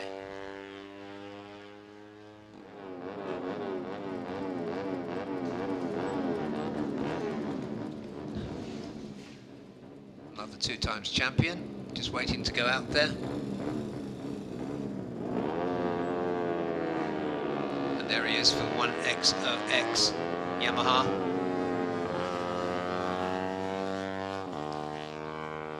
That is Wayu Aji Trilaksana, 2 times champion. When we spoke to him at the official launch on Thursday afternoon here at Chang International Circuit, he was sounding very, very confident about his prospects, not only for this round, but for bagging another championship. And there was the number 2 man fastest in qualifying yesterday, and Gupita's teammate, John Emerson in Guito. Impressive performance by him. And there he is, another double champion. We've got 2 double champions out in this Superpole session. The last one you can see going out there is Gupita Krishna. Let's just take a quick look at the number 50 bike there, Afifan Ran. been competing like many of these riders in the Malaysian Cup Prix Championship during the 2-year closed season. He starts his flying lap, gets his head down, just has a peek back up again as he heads down towards turn 1. That's the start of his flying lap. You can see these bikes running Moto3 Dunlop tyres give the riders a lot more confidence. You could see the way that he just turned it over, banged it on its ear, as we would say in the UK, going into turn 1. A lot of confidence in those Dunlop slicks. Sefik Rosley's on his flying lap 2. As we just watch there, I think that was Wayu Aji going around turn 3. Back with a Fifan Ran.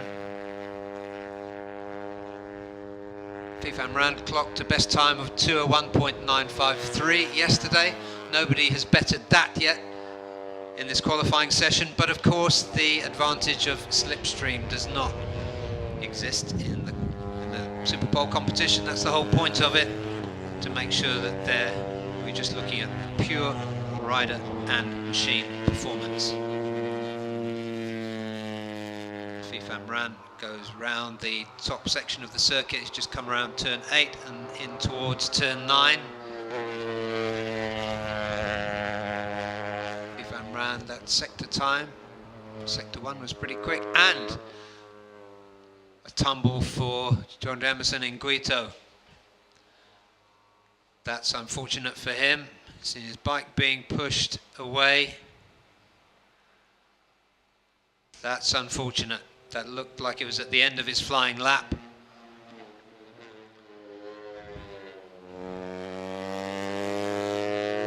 So across the line. Fifan Ran stops the clock at 2:03.723. That provisionally puts him 5th, middle of the second row. And here comes Sefik Rosley. He's into turn 12. He's going to stop the clock. 2:06. So, not the best lap. He looked as though he started the lap a little bit slowly. But now, let's look at Wayu Aji Trilaksana, the 2-time champion. A big favourite in Indonesia. I do believe he's even had a sports stadium named after him in his hometown. So definitely a hero. He's hunkered down deep below the fairing there. He knows how long it's going to take him to reach turn 12. He blasts out. Let's see what he can do. He can do 2:04.2, which puts him in 8th place. So he's going to lead the 3rd row provisionally. And here comes Gupita, another double champion. He ducks down, tips it into turn 12. This is going to be, so he's in the 2:05s as well. So that puts him in 9th position. So it's 9th for Gupita, which means the outside of the 3rd row. Terrific lap early in the session from Oiwezu with that 2:02.5. So he will start from pole position this afternoon. He'll be joined on the 1st row by Hafid Prasamatiditya and Nazrul Izzat. And on the 2nd row, Izzat Zaidi, Afifan Ran, and fastest Filipino in this session, April King Mascado. And Pirapong Louis Boompen with him, and Wayu Aji Trilaksana. Here are the official results. Oiwezu, Hafid Pratamaditya, Nazrul Izzat, Izzat Zaidi in 4th, Afifan Ran 5th, April King Mascado 6th, 7th, Pirapong Louis Boompen 8th, Wayu Aji Trilaksana. And heading row 4, Gupita Krishna, joined on the 4th row by Ayman Tairuddin and Giancarlo Mauricio 12th, Siafik Rosley 13th, Dimas Julie Admoko 14th, Nduktan and Nguyen Duktan, John Emerson in Guito, who didn't complete his Superpole lap, so he will therefore default to 15th starting position. So that's the Superpole. Plenty to look at, plenty of surprises. Oiwezu did an exceptional job there to lift himself up from 12th in qualifying to pole position. The time improvement was about 1.5 seconds over what he did yesterday. So good job for him, for the team One for All. And big smile with the team One for All. It's Oyawezu, I think. Yeah. Great job for him. And a well-deserved smile. He's a much fancied rider. He's been chosen no less by Yuichi Wee, the team owner of Team One for All, who, for those of us of a certain age, will remember well as one of the fastest 125 GP riders ever from 20 or so years ago. We'll look at some highlights next, and coming up to complete this morning's qualifying will be the ASB1000s, the superbike class. They'll come onto the track for 40 minutes. They again will be using these new Dunlop qualifying tyres. Plenty to talk about, plenty to look at. We'll be coming back at 10:50 on the schedule for ASB1000 qualifying.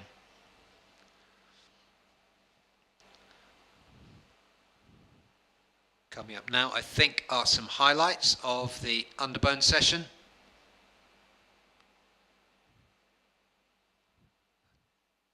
I hope you enjoyed the underbone Superpole. It's a fascinating thing to watch.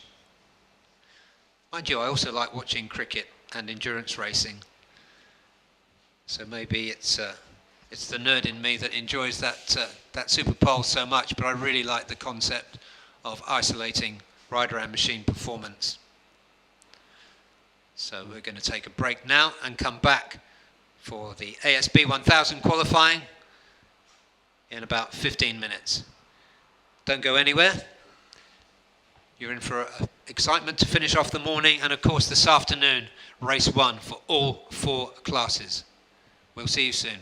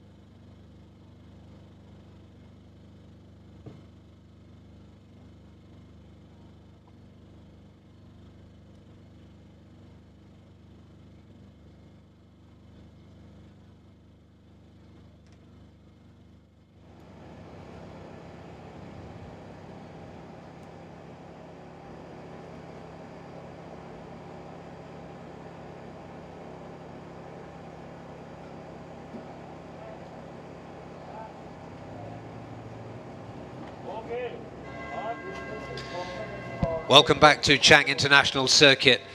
You're joining us now for the final qualifying session of round one of the IDEMITSU FIM Asia Road Racing Championship. As we just watch some Yamahas going out there on screen. Just before that, you saw the surprise package for this round, which was the Access Plus Ducati rider, the now Access Plus Ducati rider, Thitipong Warakorn. That deal was agreed just at the beginning of this week, announced on Monday night on Thitipong's Instagram account, and the following morning he was on that Ducati in the official pre-season test for 2022. In qualifying, in free practice, Thitipong on combined times was second fastest. He did a 1:35.954. That was set yesterday in the first session. I think that was set in the first session. Fastest overall, and indeed setting a really good pace all the way through pre-season testing was Zakwan Zaidi on the Honda Asia Dream Racing CBR 1000 RR. We're looking there at Gary Salem coming out onto the circuit. Gary Salem, very well known in this championship, not so well known on a superbike. This is his first formal outing on a superbike, so he's been taking care to get used to what it is to ride a superbike around Chang International Circuits. These bikes on the fastest section are reaching speeds of around 295 kilometers per hour. And Gary Salem just going round onto that fastest section.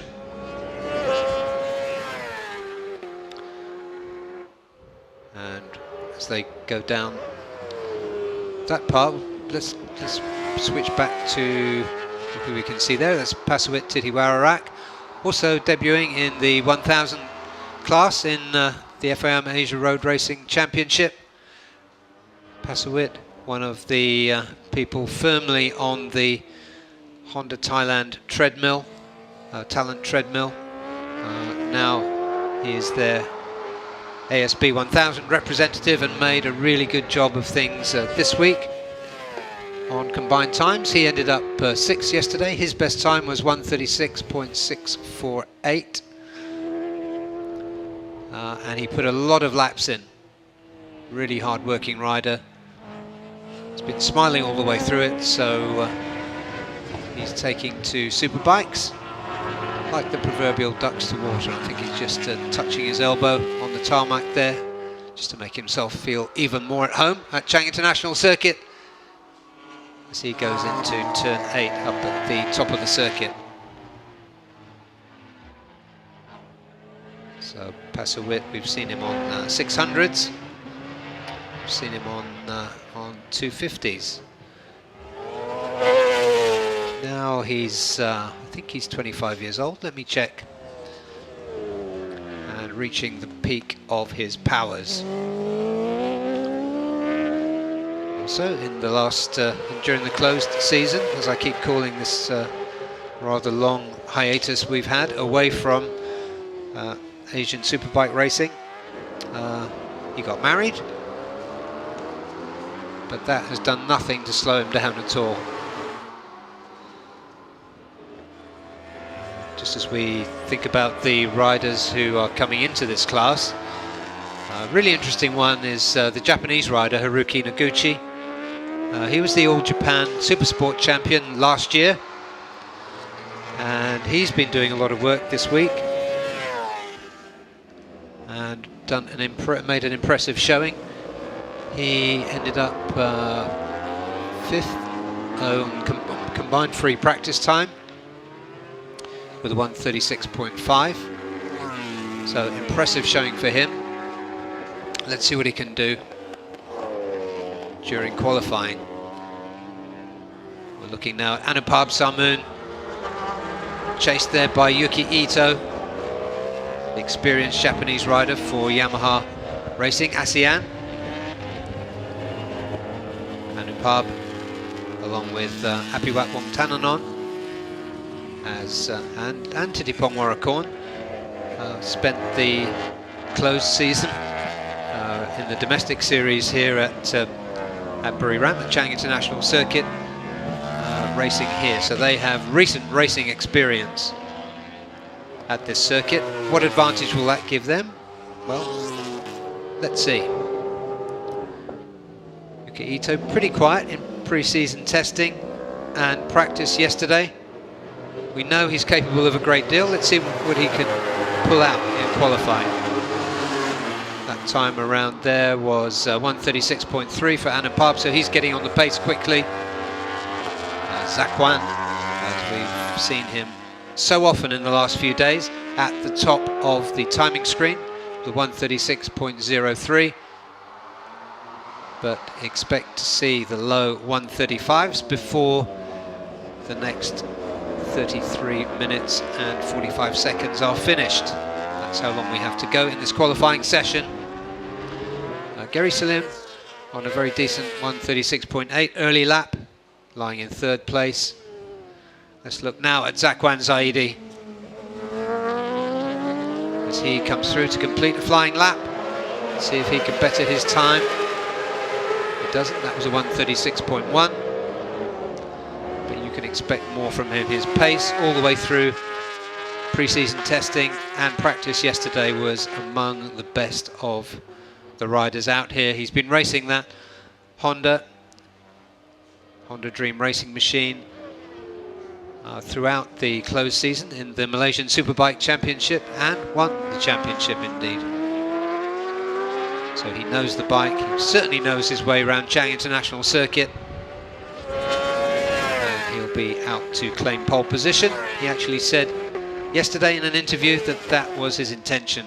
And if you've been following Asia Road Racing on Facebook or Twitter, you will have seen that video interview when he boldly made that claim. Now is the time to deliver, Zakwan, and I'm sure he'll have no problem living up to that. Currently, Haruki Naguchi, best time 136.3. Kazma Daniel, Kazmayuddin on the 1XOX BMW, he's up into 5th position. Aslan Shah keeping his powder dry in the pits. We haven't really seen much of Aslan's powder during the last few days. but he needs to bring it out soon. That was a 1:35.824 for Zakwan Zaidi, which consolidates and improves his best time and consolidates his position at the top of the timing screen. He just took a look behind him, so this next lap is unlikely to beat the previous one. But that's a good start, and that will do nicely, because later in the session, as we just watch TJ Alberto take a detour, because later we will see the qualifying tyres on these bikes. It's Gary Salim's machine in the Honda Dream Racing pit. Gary Salim, very mature head on his shoulders, and taking his time, not doing anything crazy to work his way into superbike racing. Let's go back with Passawit. Very aggressive on the bike, Passawit. Really good rider to watch as he hits around 295 kilometers an hour before braking and knocking down into fourth gear for this very fast turn 4. Just tickles the green there, so that lap might be disqualified. From another angle, the race director deems he hit the green, but we're early in the session. We still have just over 30 minutes to go. Great work by Passawit. Physically strong and very fired up for this shot at the Asia Road Racing Championship in 2022. Zakwan still sits at the top, 1:35.8. That's half a second faster than the second man, Anupab Sarmoon, or Yamaha Thailand. Passawit crosses the line. Not so quick, that was a 1:38. But plenty of time to go. He's running a soft rear tyre. If you can see that, that pinky purple, let's call it a fuchsia pink strip. There's TJ Alberto, off with the soft rear. And what's going to go on? That's Zakwan Zaidi pitting now. Let's keep our eyes on the tyres.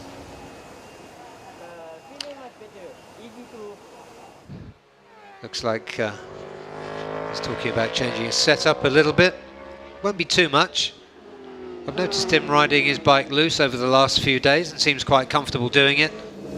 Let's have a look now. We're looking there at Casper Daniel, whose best time so far is 1:36.7. And there's the surprise package for this week, Titipong Warracorn. He's got to grips with this Ducati Panigale V4. Very, very fast. They are known to be tricky to set up and get used to. But Titipong, who I believe is now 30 years old, bags of experience and a really, really strong, confident rider. To put himself in second place in free practice yesterday is a great testament to what this rider is capable of. Now Passawit comes into the pits. There's 28 minutes left on the clock. And keep your eyes on the colour of the flashes on the tyres. Pink means soft, black means medium, and green means qualifying. Casper Daniel also coming into the pits, so let's take a look. Very few people out at the moment. We haven't mentioned the other Yamaha Thailand rider, Apiwat. He's currently in 5th on a 1:36.5. There are the two Ducati Panigales of Titipong Warracorn, number 100 on the left and TJ Alberto on the right. During 2019, which is the first time we saw Ducatis in this series, TJ Alberto showed a good term of speed from time to time. They did have issues with electronics, as I hear people rolling their eyes. Ducati, Problems with electronics? Surely not. But they've been working with some really good technicians, and they say they've got it sorted. And certainly on the evidence of Titipong's performance, they really have got it sorted. Titipong's found the limits a couple of times and slid off without any great damage to himself or the bike. So he knows where the limits are. So a few people venturing into the spectator area to take a look at what's going on. They'll be in for a gripping afternoon without any shadow of a doubt as we watch Aslan Shah trundle up pit lane. Here is Haruki Naguchi.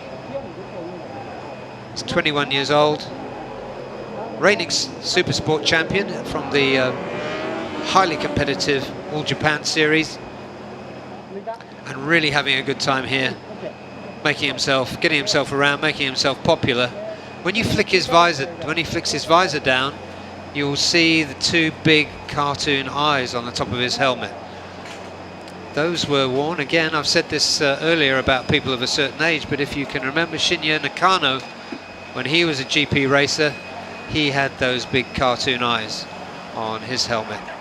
So perhaps he is one of Haruki's heroes.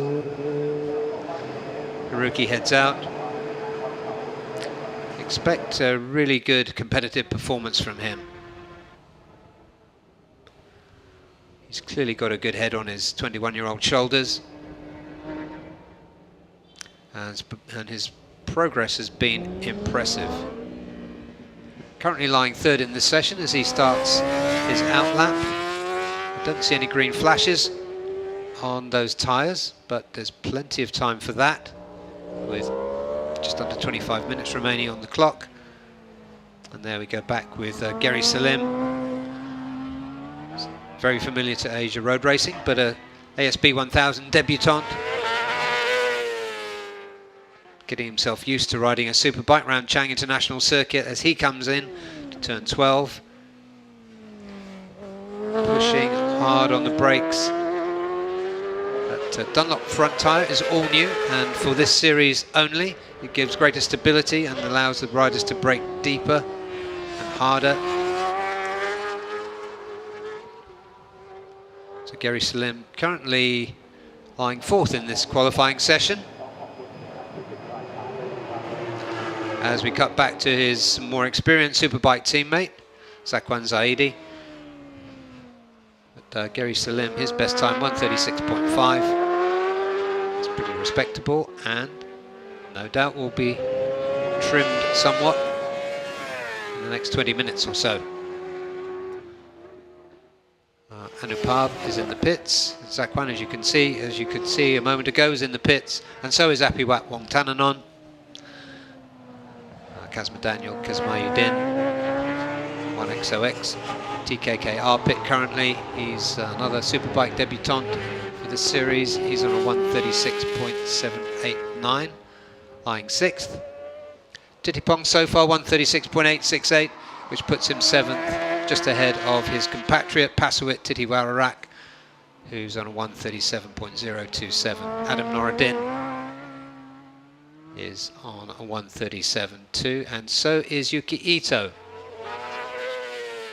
Yuki Ito hasn't quite looked his old self so far this week. Let's see what he can do as Gary Salem comes around to complete another lap. Blasts his way out of turn 12, across the line, and stops the clock at 1:36.976. That keeps him in fourth place, not his best time. 1:36.5 so far is his best. And here is the 2019, the reigning champion, Aslan Shah Kamaruzaman. Let's keep our eyes on him, because we haven't seen too many clues from the 38-year-old Malaysian in the last few days as to what he can be capable of. Well, we know what he's capable of, but what will he do in this round one of the 2022 IDEMITSU FIM Asia Road Racing Championship, as he blasts that BMW down towards the Fast and Furious turn 4. There's a crest, a small crest you could just see him go over,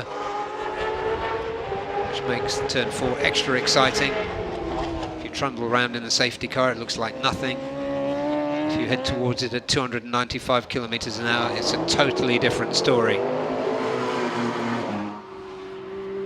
Let's stay with Aslan as he reaches the top of the circuit. He's just gone through turn 7, tips in over to the right for turn 8, and then will snake his way through the next few turns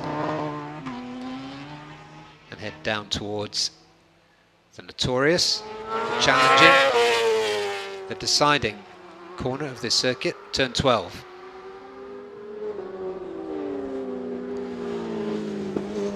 Here he goes, testing that new Dunlop front tyre. That gives him a 136.928. So that's a decent time, puts him into P8 so far in this session. As we go back to Zakwan Zaidi, let's perhaps pan out a little bit and take a look at that rear tyre. No, he's on a medium, so he's not on a qualifying tyre yet.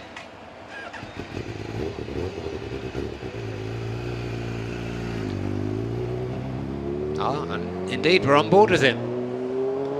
That's a nice shot. The production team excelling themselves after the 2-year break. Noticed it all the way through the communications activity from the Two Wheels Motor Racing team. Been working incredibly hard this weekend and producing some really good stuff. Zakwan heads up the pit lane exit. And Titipong Morakorn has jumped into first place. Provisional pole position with a 135.546. So that puts him ahead of Zakwan, who is on 135.824. Let's just take a look at the tyre riders. Yes, he's on qualifying tyres. Look at the green flash on the rear there. He's on qualifiers, Titipong, and they're working. And he's making them work. They should get 2 to 3 really fast laps out of these qualifying tyres. So let's see if he can improve even further on that. Really is impressive and surprising, even knowing Titipong as we do, that he's been able to get to grips with this Ducati Panigale V4 so fast, in such a short space of time here at Chang International Circuit. Of course, he's no stranger to this circuit. He's raced in the domestic series, he's raced in ARRC, and he's raced in World Superbikes here indeed. And now he is leading the pack with just under 19 minutes left in this qualifying session. He's pulled the pin, he's put his qualifiers on, and he'll be going for another fast lap. Look at the body language as he tips into turn 12. Over the rumble strip, using everything, paws the air with the front tyre. That's 135.398, so slight improvement there. Will he try to get one more lap out of it? No. That's it done. He just ran off to let following rider past. Zakwan's back in, so I think we can expect, he's talking to the tyre technician there now. It's one of the British guys, Sal, who's joined the team for this round. It's easier to travel from Britain to Thailand than it is to travel from Japan to Thailand because of COVID restrictions. So they actually have 3 Brits in the Dunlop pit. So Zakwan waits. We suspect for his qualifiers to go on. He's got almost half a second he needs to catch up if he's going to regain the #1 slot in this qualifying session. As we look now at Kazman Daniel on the Yamaha Racing ASEAN Yamaha. He's coming into turn 3 and he's on his qualifiers, so let's see what Kazman Daniel can do. I think he's currently sitting on a 136.1, so I do believe this is a flying lap for him. And we've got the timer on, so let's see what we can do. Anupab Sarmoon is in the pits, probably having his qualifiers fitted. Gary Salem is in the pits. Apiwat is on track somewhere, so if we spot him, we can see whether he's got those green flashes of the qualifying tyres. And Apiwat actually is in the pit, so is Aslan Shah. So let's just stay with Kazma Daniel.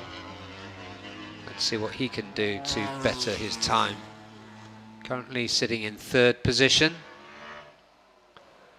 with a 136.1. Just 2 riders in the 135 so far. That is Titipong, the provisional poleman, and Zakwan Zaidi, provisional second. Here comes Kazma into turn 12. He will stop the clock at 136.084, within a wafer of the 135s.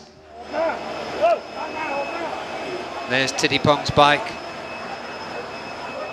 Each rider gets one set of qualifiers, so that's probably the best we're going to see from Titipong today, and very good indeed it is.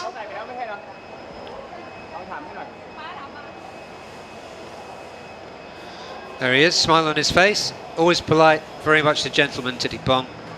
And he does a lot he's putting a lot back into the sport. He has his own academy for young riders, teaching them to ride mini bikes and work up from there. Very family-oriented, community-oriented guy, as we watch Anupab Sarmoon for Yamaha Thailand go out. Haven't had a glimpse of his tyres yet, but there's a pretty good chance that you'll see that they are qualifiers. Let's have a look as he heads toward the pit exit.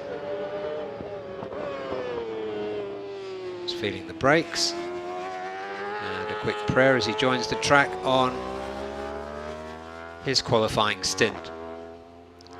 So on standard tyres he did 136.3, which is good enough for P4 currently. Let's see what he can do with the qualifiers, but that's an outlap for him. So let's now look at TJ Alberto. TJ currently sitting 8th, and as you can see he's got qualifiers on, and as you can see he's run wide. But these qualifiers will last a few laps. They're good for 3 laps, the technicians tell me. So he should get another one in after this, we hope. Kazma Daniel third on that 136.084. TJ slowed down, which is not ideal when you're on your single set of qualifiers. Zakwan Zaidi still in the pits, perhaps making a plan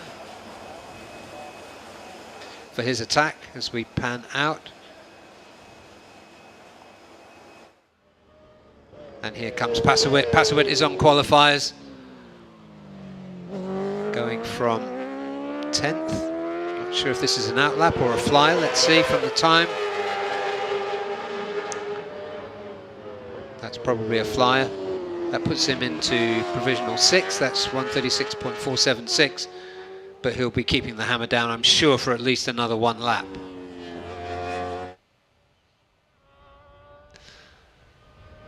So the first 2 riders, Titipong and Zakwan, in the pits. They've done their qualifying tyres, so they may come back out to do some final setup. Twitch there from Passawit.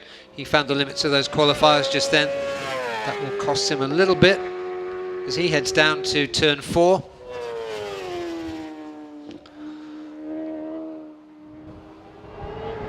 And around into the infield area. Looking pretty loose on the back there. This won't be a great lap for Passawit, timing wise, but at least he's finding where the limits are on these brand new Dunlop qualifiers, brand new for 2022. And indeed Passawit in this class is also brand new. They will require slightly different settings to make the most out of them. But let's watch what he might have lost. His last time around was 136.476, his best time of the session. He comes up to complete his lap round turn 12. Just keep my eyes on the timing screen. That was a 1:36.563, so he didn't lose too much. He may try another one. They're saying you can get 3 qualifying, 3 fast laps out of these tyres. And here comes Zakwan and Gary Salem.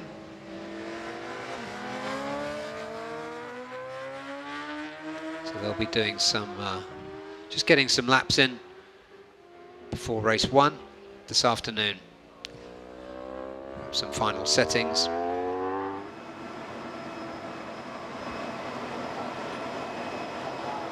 So Zakwan on an out lap. There's Aslan Shah, spending a good deal of time in the pits. His best time so far in this session has been 1:36.9. But no doubt, he's putting some qualifying tyres on now. There are 11 minutes left before the end of this session. Look at these 2 Astra Hondas going around. They're on their qualifying tyres. So let's see, this is an out lap. But Zakwan will be looking to knock Titipong off the top. And Gary Salem learning from the master. Gary Salem, a master himself of 250s and 600s. With the race-winning, top-level race-winning credentials. But superbike racing is new to him.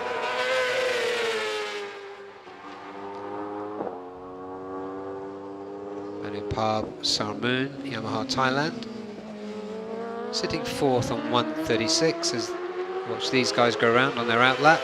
Now they're going to pull the pin. Titipong will be watching the timing screen closely. So let's see what Zakwan can do, and let's see what Gary Salem do as he chases him.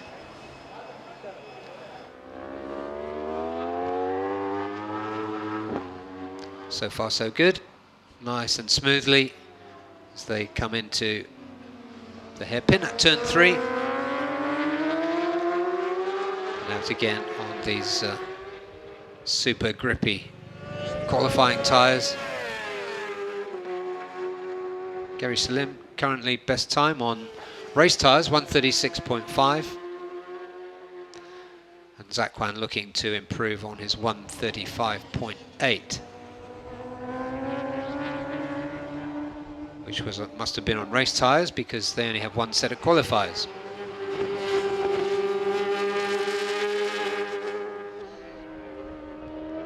Gary holding on well there, behind Zakwan.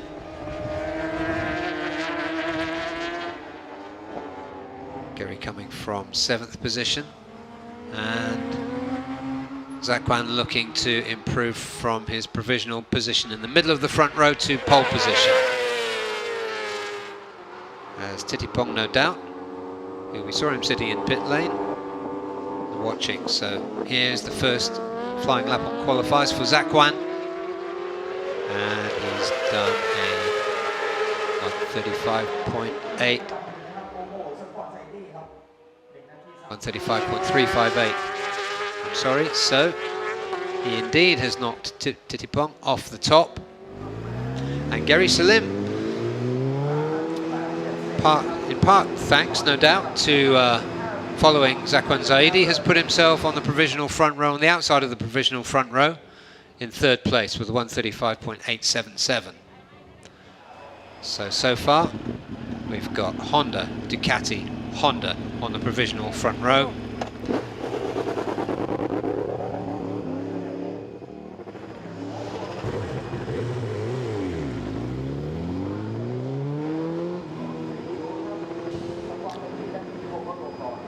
Now, we're watching Kazma Daniel coming out now. Kazma's had his outing on qualifiers. Just behind him there, coming out, is Adam Noradin, number 72. Adam blew his engine on the straight between turn 3 and turn 4. yesterday and didn't appear in the third qualifying session. Titipong there looking at the timing screen. Champion that he is, he won't be happy about being knocked off the top spot, but as a rookie on the Ducati, he must be pretty pleased with this provisional second place. And Haruki Naguchi has joined the 135s club. He clocked to 135.711 to knock Gary Salem down to the second row. So Haruki Naguchi on the front row, provisional front row on his ARRC debut. So Adam Noradin coming out with that no doubt rebuilt and approved by technical control engine.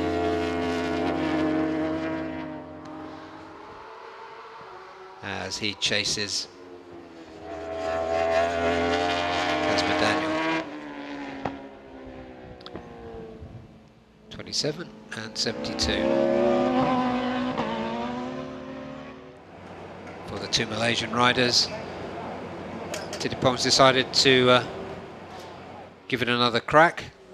More time on the bike won't do him any harm at all. There's 5.5 minutes left before the checkered flag comes out for this qualifying session.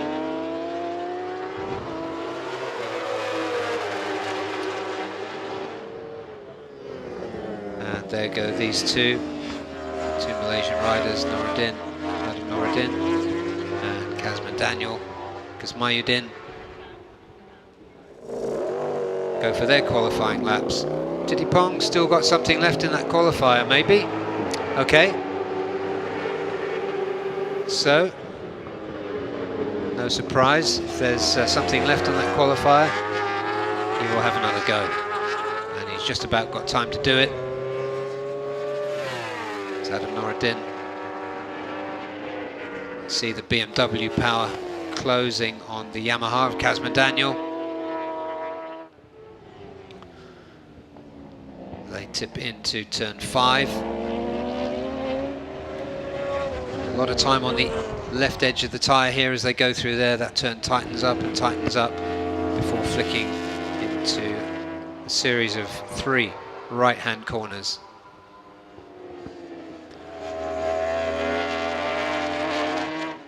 And there's the impressive Haruki Naguchi, provisionally on the outside of the front row now.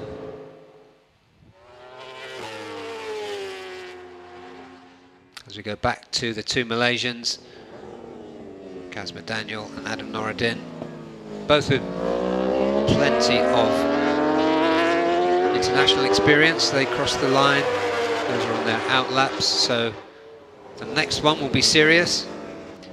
Titipong also on an out lap, having seen himself knocked off the front row by 0.04 of a second by Zakwan Zaidi, who's on your screen now. He's still on a qualifier. Let's see what he's going to do this time around.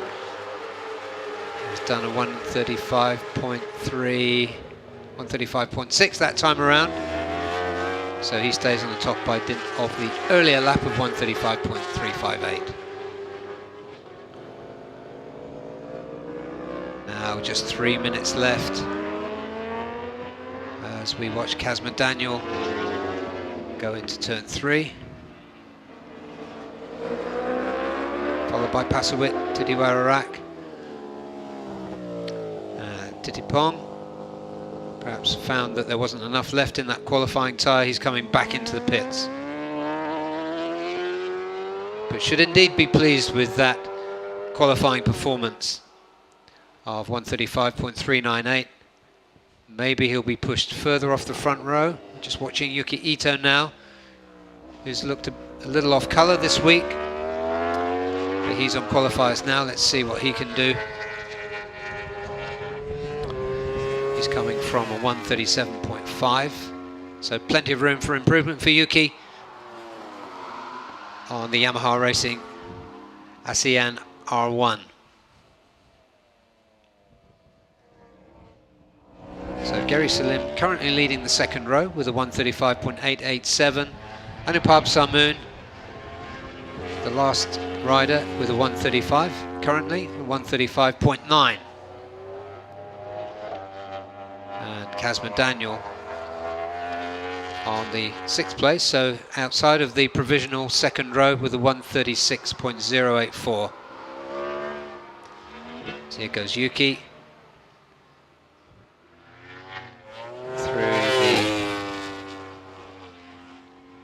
through the sections before turn 12. Little squirm as he goes there, but the braking really hard into that. It's not going to be a great time. It's 137.371 for Yuki Ito, and that doesn't do anything to lift him up from 12th position. Just ahead of him there is Adam Norodin, 137.089. Back with Zakwan.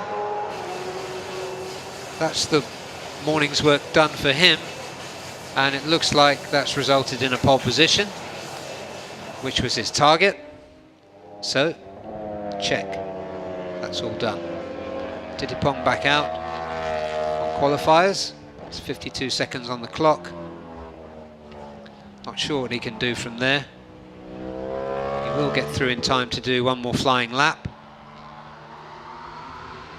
So let's just see what the Thai Ducati rider can do. He comes down to turn 12, having a good look around. What's on his mind?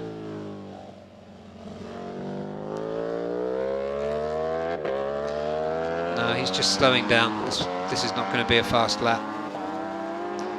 So the morning's work is done for Titipong too. So he'll just cruise around for this lap, because the checkered flag will be coming out in 3 seconds. So currently, Haruki Naguchi, the impressive young Japanese rider, is in 3rd position. So we just stay with Titipong for a moment, but there won't be any fireworks from him on this lap. By his standards, that's a pace that he probably rides to 7:11 on. And let's see what Aslan Shah has got. Aslan Shah has got 9th place, provisionally, unless there's any changes from the few riders yet to complete their laps. I think Adam Norodin is one of them.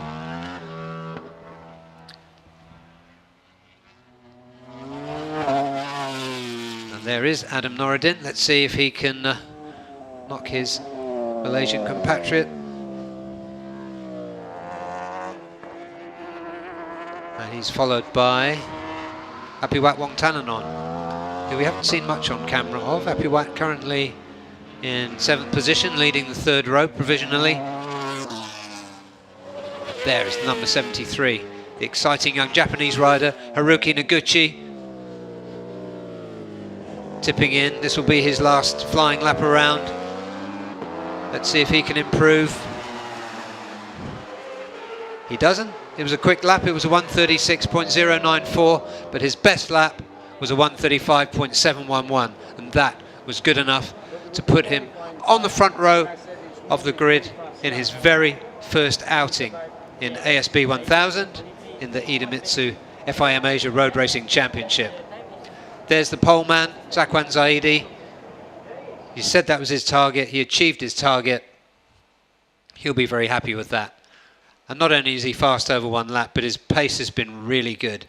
And I think we'll see more of that this afternoon. There must be question marks over the pace of Titipong on that Ducati. I think he'll probably answer the questions well, but the package is just not tried yet over race distance. Let's just whiz through the results. Zakwan number 1, Titipong number 2.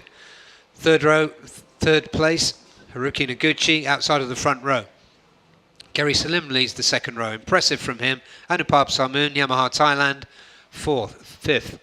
6th, his teammate Apiwat Wongtananon. 7th, Kazma Daniel Kazmayuden, good performance from him. And Pasawit Titiwararak, also good performance, 136.262 was his best time. 9th position, Adam Norodin, 136.2. You can see how tight it is amongst these. 10th, the reigning champion Aslan Shah Kamaruzaman, 136.3. TJ Alberto 136.5, and Yuki Ito rounds off the grid, 137.371. That's it for qualifying. The races this afternoon, can't wait for these. They'll be starting at 1:10 Thai time and Indonesia Central Time, ICT. They'll start, of course, with the Underbone 150s, not to be missed. Some of the closest racing you'll see anywhere in any class in the world. So the Underbones will start proceedings, and then we'll work our way up the engine capacity through the AP250s, always fantastically competitive. Supersport 600, there's some really, really top riders with very little to choose between them. That's another lottery, and ASB1000. So we've just seen some impressive performances there from experienced riders. From experienced riders on new bikes, experienced riders on the bikes that they're used to. And we're going to the highlights.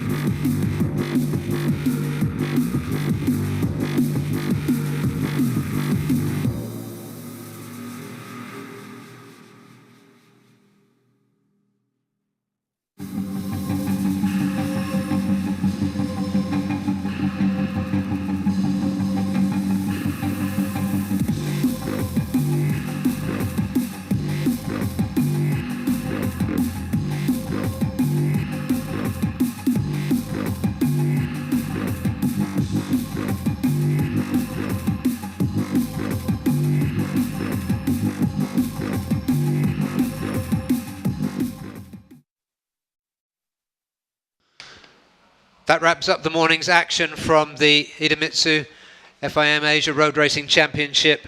We'll be back at 1 o'clock on live telecast for race 1. The first race will be the Underbone 150s, which is scheduled to start at 1:10. Don't miss it. We're in for a cracking afternoon of racing. We'll see you then.